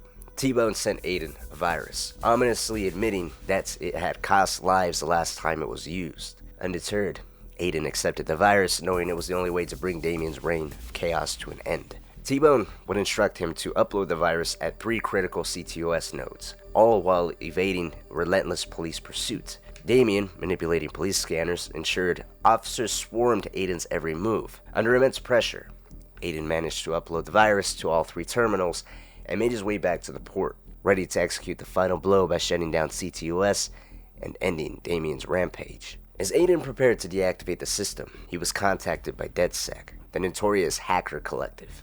They revealed that they had been watching him for some time and were aware of his intentions. They implored him for a mere 30 seconds to implant their own code before the system rebooted. This would grant them covert access to CTOS, and they assured Aiden they would use that access to hold Bloom accountable and act as watchdogs over the city on behalf of the Vigilante. The irony of their request wasn't lost on Aiden. Keep in mind, this was the same group whose expertise he sought through Clara, who eventually granted Aiden some of their advanced hacking tools. Yet, despite their promises in the brief window they required, Aiden still rejected them. His response was curt but resolute. He's tired of the noise. Whether fueled by a renewed desire to work alone, a distrust of those he couldn't fully rely on, or sheer exhaustion with the endless cycle of secrets and manipulation tied to C2S and Bloom, Aiden turned his back on what he had once seemed to desire. Redirecting his focus to the terminal, Aiden bypassed C2S firewalls with a practiced efficiency. With one decisive command, he executed the virus, shutting down the system entirely and plunging the city into a massive blackout. In the enveloping darkness, a single beacon of light caught Aiden's attention. The harbor lighthouse. Its lights remained defiantly on, a stark contrast to the darkness of Chicago surrounding it. Recognizing it as one of the few places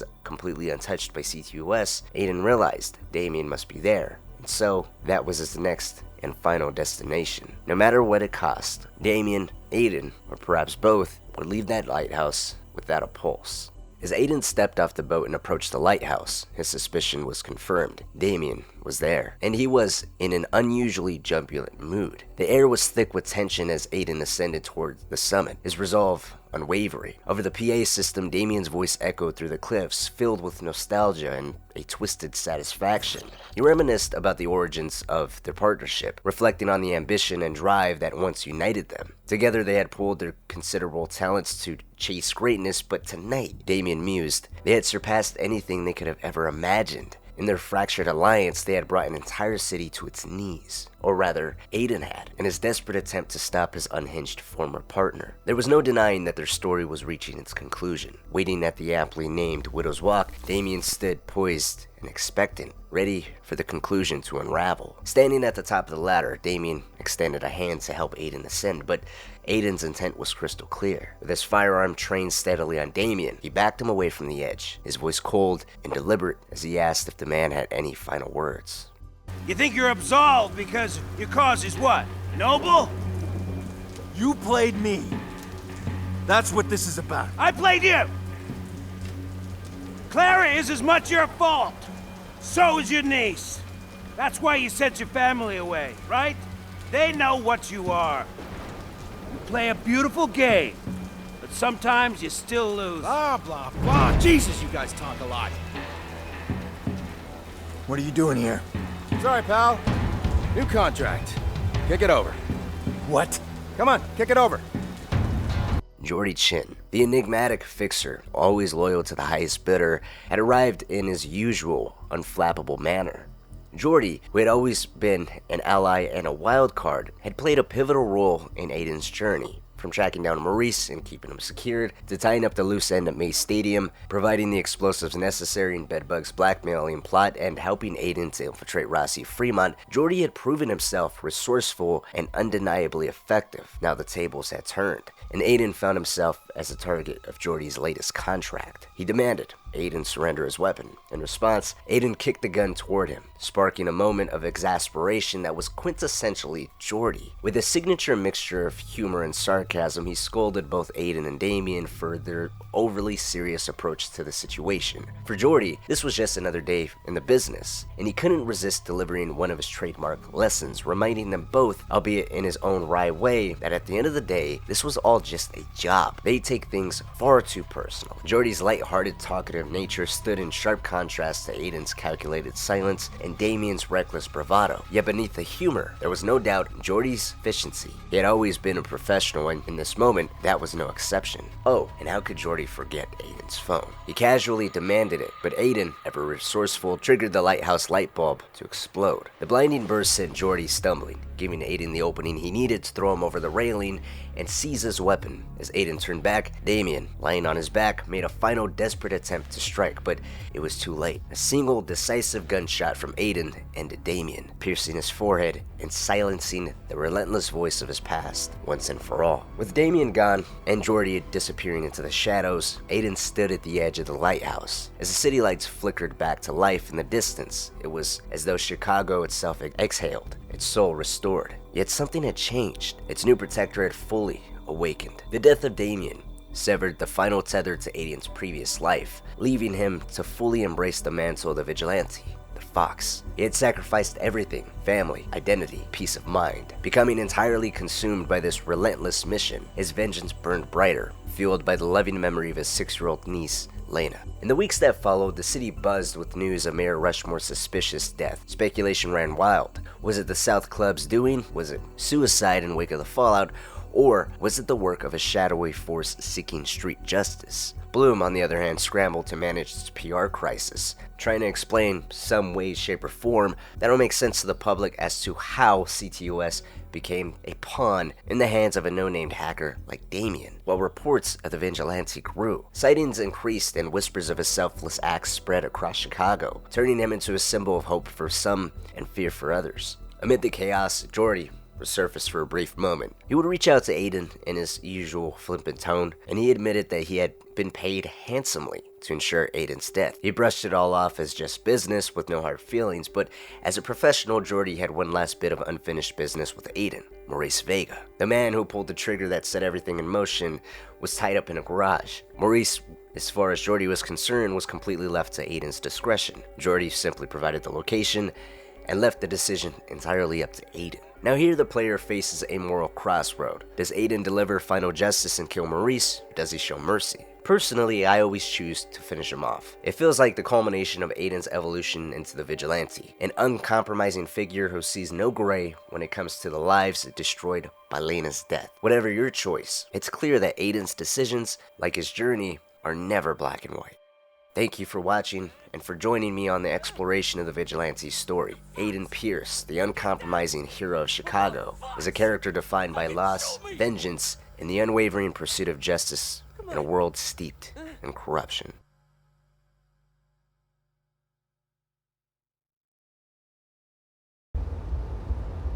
Make you sleep better at night. Kill the guy that killed your niece.